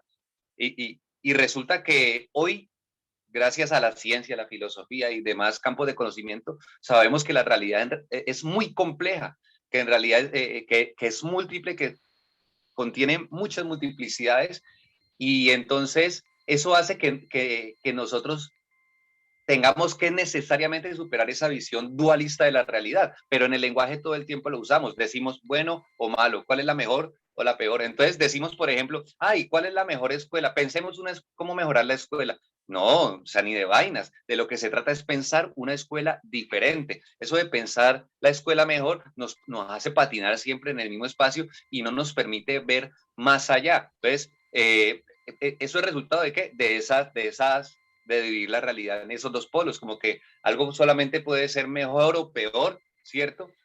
Pero no diferente. Entonces, sí se puede ser diferente, puede haber una escuela diferente. Incluso celebro que la Normal es una institución realmente diferente. He pasado por varias instituciones y realmente el trabajo aquí es fantástico en comparación. Sé que me pasé un poco del tiempo, me disculpan, pero creo que a pesar de las dificultades, vamos por buen camino. Este encuentro es prueba de ello. Gracias. Gustavo, muchísimas gracias nuevamente por tu aporte. Vamos a escuchar entonces en este orden a Orlando Medina, posteriormente Juan Salinas, y cerramos esta tercera pregunta con la participación de Andrés. Profe Orlando, te escuchamos, muchas gracias. Listo, Cristian. Bueno, yo tomo el primer interrogante de los varios que hay ahí, pues el rol nuestro. Y sobre ese rol nuestro creo que es muy importante en el caso, pues, valga la redundancia, de nosotros los formadores de formadores, porque de ahí se siembra pues la semilla de aquellos maestros que algunos están ejerciendo, otros van a ejercer, y bueno, ¿cómo podemos nosotros aportar a esa construcción de ciudadanía o a esa formación de ciudadanía?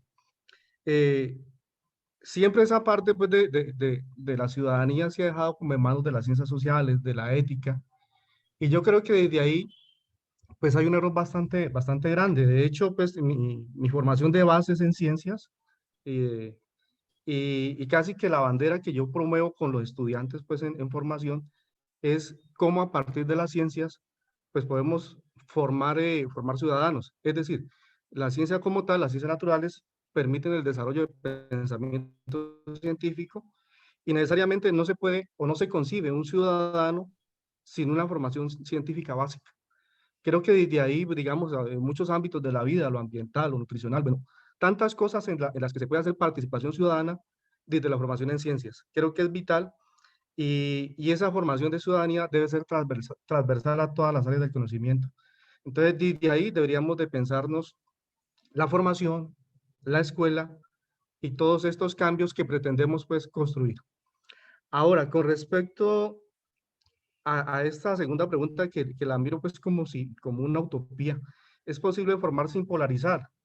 Pues hombre, si estamos hablando de subjetividades, de particularidades, de que todas las personas tienen creencias, gustos y formas de pensar diferentes, pues sería algo complejo, ¿no? Más bien, en ese proceso pues de que pueden haber polarizaciones, yo creo que va es por la forma en que construimos pensamiento y podemos argumentar y defender una posición con base en el respeto, en entender al otro y en construir a partir pues, del disenso. Pero creo que formar sin polarizar pues sería homogenizar y creo que debe ir más allá, como que podamos entendernos, comprendernos y pues llegar a acuerdos, como precisamente lo que estamos viviendo ahora.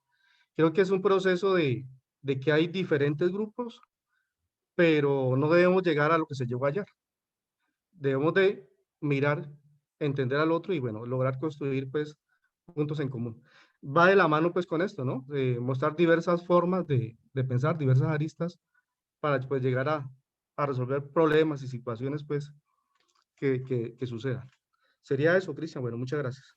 Orlando, nuevamente muchísimas gracias por tu aporte. Juan Salinas, te escuchamos. Buenas noches.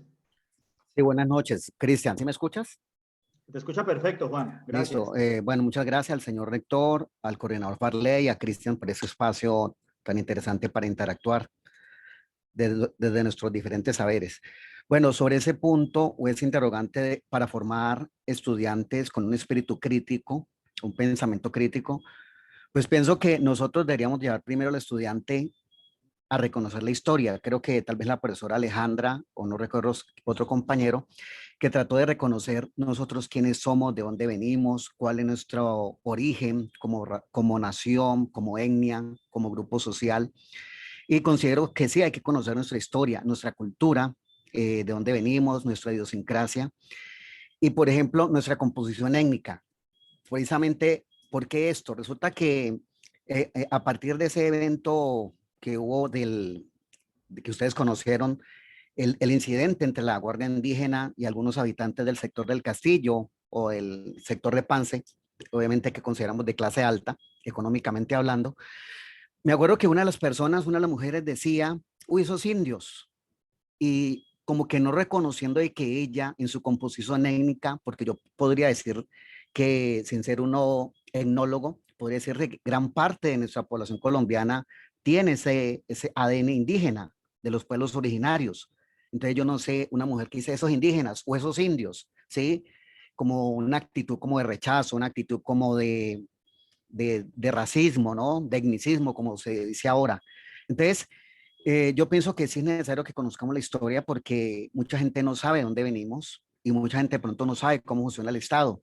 Por ejemplo, no sé ustedes, pero a mí me gusta escuchar a un señor, a un politólogo paisa, el doctor, a ver, creo que es el doctor, se me escapa en este momentico el nombre, pero es un señor que habla de que el Estado colombiano tiene unas falencias tan grandes que está diseñado para robar, que por eso es que los que van allá siempre van a robar, que de pronto unos van y roban más que otros.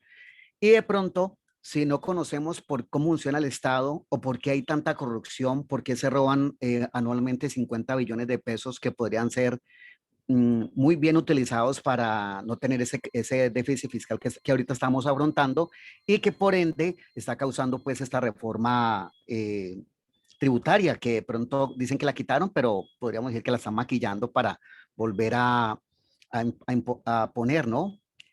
Otra nueva reforma ante el Congreso.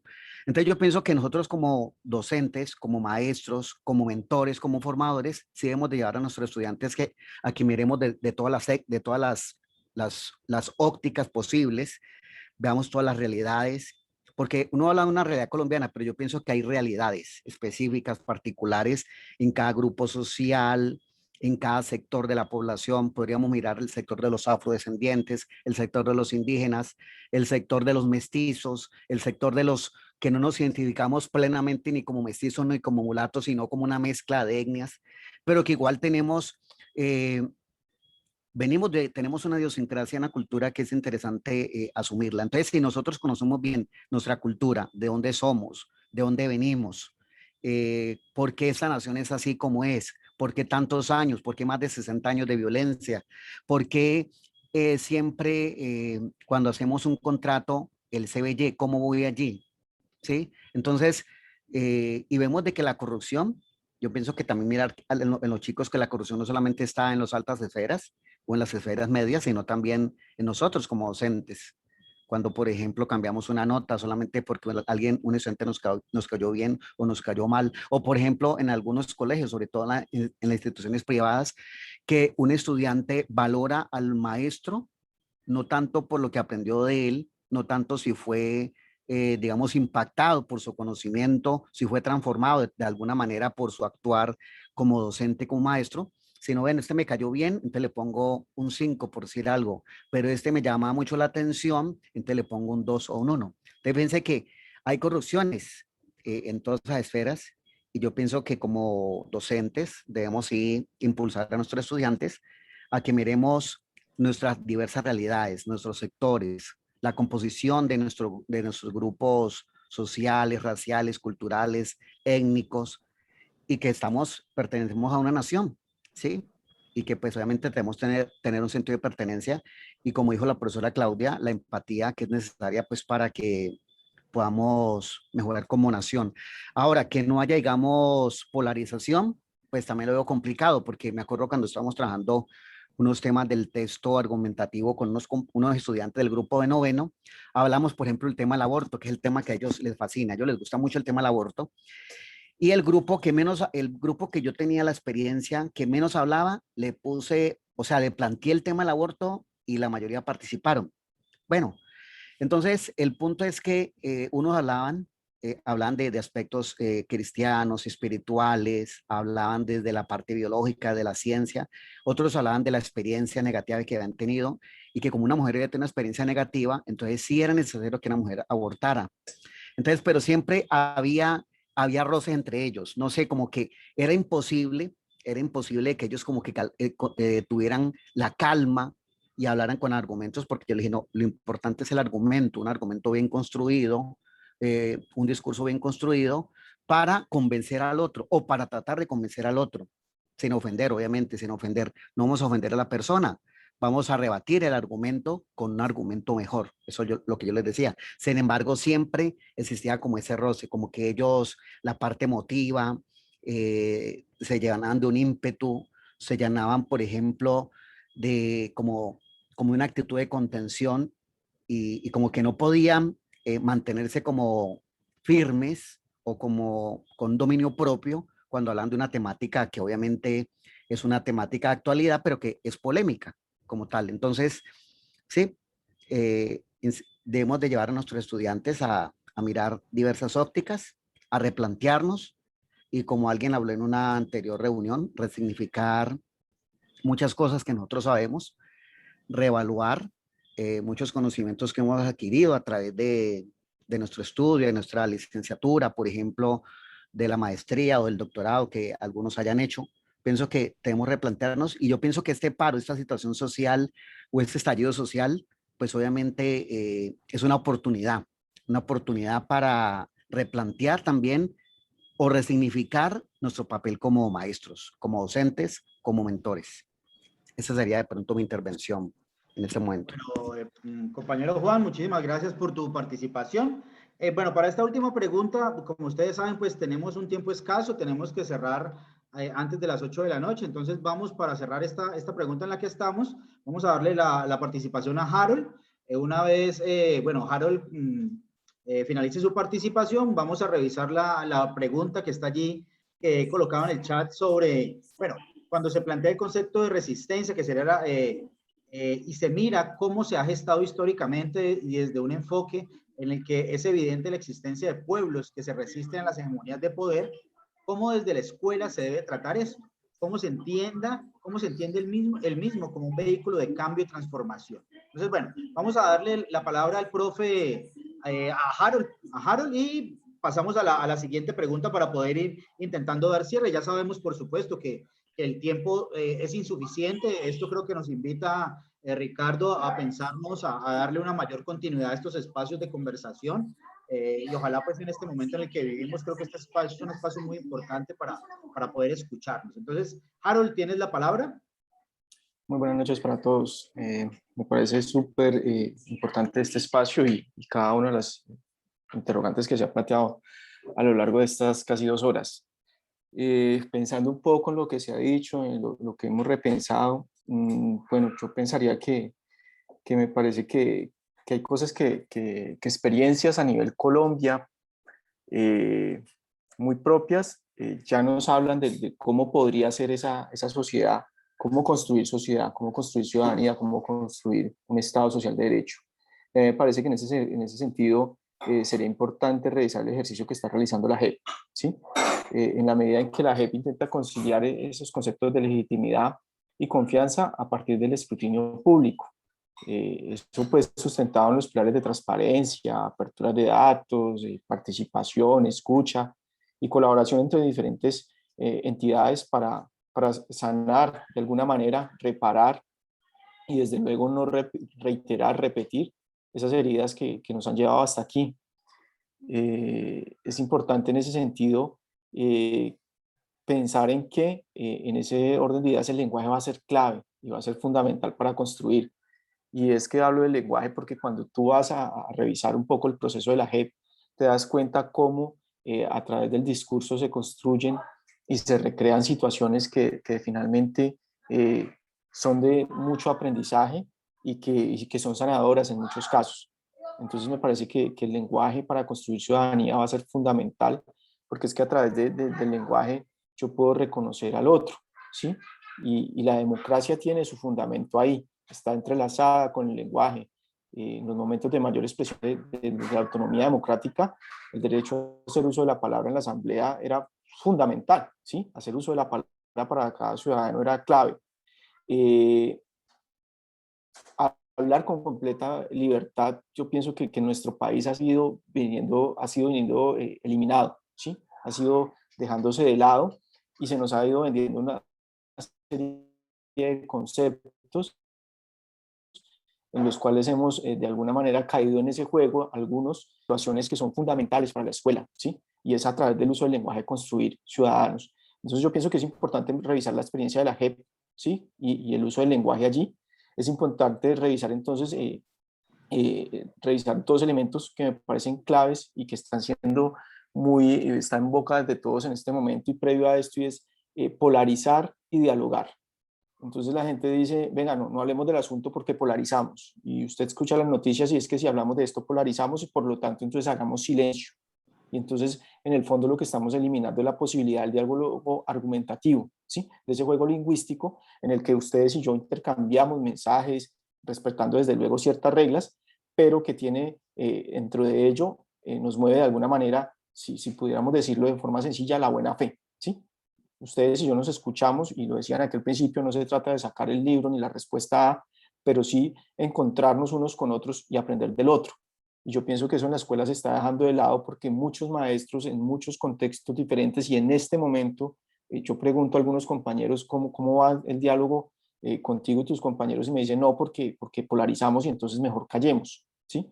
Entonces cuando nosotros nos metamos en ese asunto, dejamos de hablar de lo que nos constituye como comunidad política y no nos es posible construir identidad política, no nos es posible construir identidad moral, Y entonces, cuando no hay conciliación entre esos dos conceptos, yo pienso que no hay ciudadanía para el Estado de Derecho, sino que contrario a ello, hay una ciudadanía cómplice de la injusticia, una ciudadanía cómplice de lo que de alguna manera nos tiene aquí parados, a mi juicio, y esto es personal, es básicamente la corrupción. Entonces, importantísimo eso, el uso del lenguaje, como lo estemos haciendo y como estamos leyendo las cosas. El compañero que habló ahorita mencionaba algo muy importante y que me llamaba mucho la atención, y en algunos periódicos y en algunos medios lo escuché y decía, los ciudadanos de Ciudad Jardín se defienden de los indígenas. Entonces yo me preguntaba, los ciudadanos se defienden de los indígenas, entonces los indígenas, ¿qué vienen siendo? ¿Sí? Y es un poco lo que hay allí detrás de esa afirmación, de ese lenguaje que se presta para el show. Entonces me parece que para llegar nosotros a descubrir qué hay detrás de todas estas afirmaciones y qué tipo de sociedad se quiere construir o qué tipo de representación tiene, es importante nosotros llegar al diálogo argumentativo y dejar de lado la idea de que si yo dialogo con ustedes, lo que estoy haciendo en este momento es polarizar.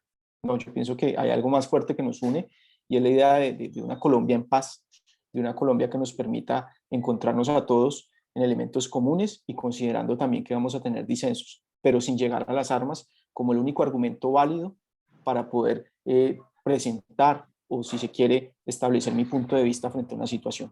Entonces me parece importante seguir construyendo esos espacios, revisar el lenguaje y revisar un poco ese proceso que está haciendo la JEP, que es un poco elementos que se pueden replicar en el colegio, ¿sí? Entender que la justicia no es punitiva, sino que es una justicia restaurativa, eso lleva tiempo. Y miren cómo el lenguaje, un elemento punitivo, restaurativo, parecen dos palabras simples, pero cuando uno va al elemento clave del significado de las mismas, se da cuenta que detrás de eso hay toda una construcción, ¿sí? Toda una cultura. Entonces, esa es como mi percepción sobre el asunto. Muchas gracias. Harold, muchísimas gracias. Bueno, por cuestiones de tiempo, entonces la idea es que vamos a ceder la palabra. La idea es que los compañeros, que les damos la palabra ahorita para el cierre, porque sabemos que en un par de minutos ya nos cierran la sala. La idea es por lo menos alcanzar a despedir bien. Andrés, Nolber y Gustavo Aragón, porfa, un minutico, un poco para que, en un minutico, ahí sí que pena, pero los voy a cortar para que alcancemos a hacer la despedida medianamente formal, porque esta plataforma a las 8 en punto nos cierra. Entonces, Andrés, un minutico, después Nolber y Gustavo.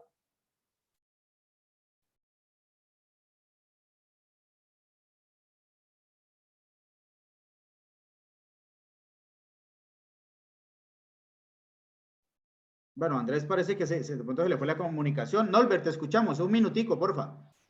Listo, Cristian, muchas gracias. Los compañeros anteriores han dicho elementos muy importantes, ¿cierto? Entre esos, el papel de la argumentación y el disenso. Cuando pensamos en polarización, ¿cierto? Es pensar en ese término de Parménides, ser y no ser, y eso significa limitar lo que intentamos de construir ahora, democracia. Intentar de construir totalmente una ciudadanía. Debemos más bien como superar ese término de polarización y pensar que la realidad es un calidoscopio, que hay que buscar diferentes puntos para intentar hacer una interpretación, y más que eso, que el lenguaje, a través de argumentos claros, verdaderos y enunciaciones que todos puedan participar y todos puedan discutir dentro del disenso, ¿cierto? Entonces, partir de la polarización, decir no polarización, significa quitar lo que queremos construir, la democracia.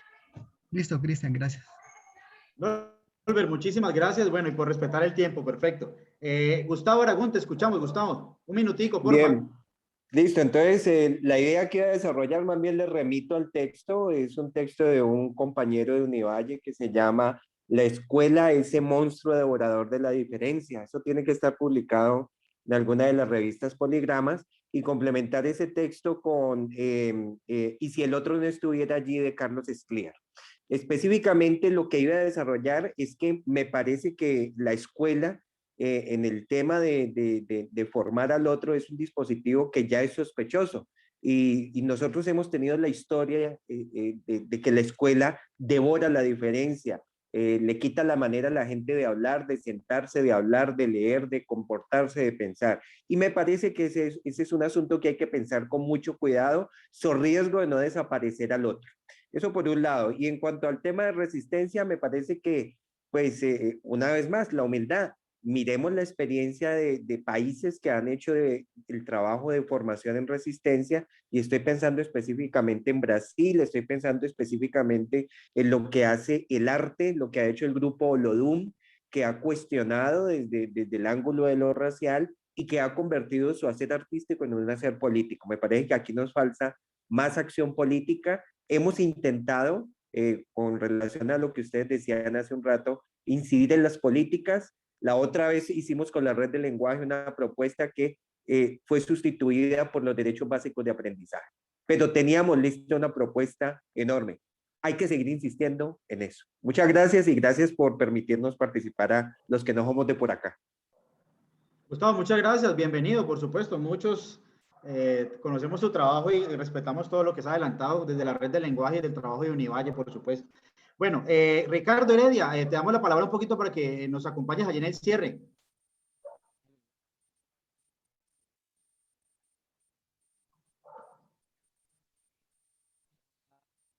No se te escucha, Ricardo. Perdón. Un minutico también para cerrar, Sí, sí, sí. Ricardo. No, que me da mucha alegría, Cristian y compañeros, los que están aquí conectados, de desarrollar estos procesos y justamente atendiendo lo que nos habías dicho, de que estos escenarios se vuelvan más permanentes. O sea, un café en las Farallones se tiene que consolidar, se tiene que empezar a trabajar permanentemente y no desde las perspectivas a veces que tenemos como de que vamos a organizar un evento académico y entonces tenemos que tener la super preparación y entonces la super logística para todo esto, no. Esto es algo que se ha hecho, digamos, con todo el amor, ¿sí? Para poder conversar, sobre todo con ese compromiso de estar permanentemente en esta actualización, digamos, del ejercicio social, que es lo que creo que es tan importante.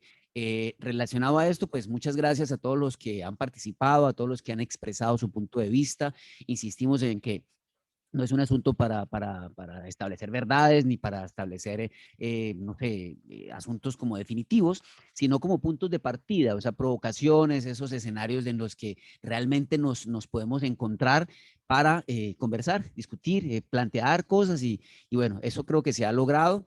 Muy satisfecho porque muchas personas atendieron el llamado y creo que esto no se debe tomar como nada más allá de un ejercicio humano en ese marco del desarrollo humano, un ejercicio humano de contacto. Bueno, muchísimas gracias y esperemos vernos en una próxima ocasión con más de este café y otros ejercicios en donde la resistencia, la democracia, la literatura, que yo creo que vamos a tener que empezar a trabajar un elemento importante en ese marco de literatura y resistencia, por ejemplo, qué bacano, un ciclo de ese orden, bueno, entre muchas otras cosas, temáticas y posibilidades ahí en un infinito.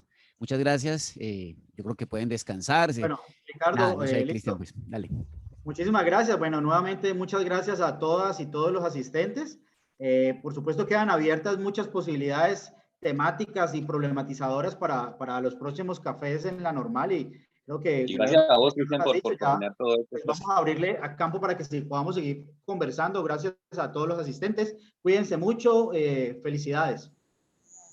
Muchas gracias. Gracias por este espacio. Buenas noches, que estén bien. Hasta luego. Gracias. Gracias, qué chévere.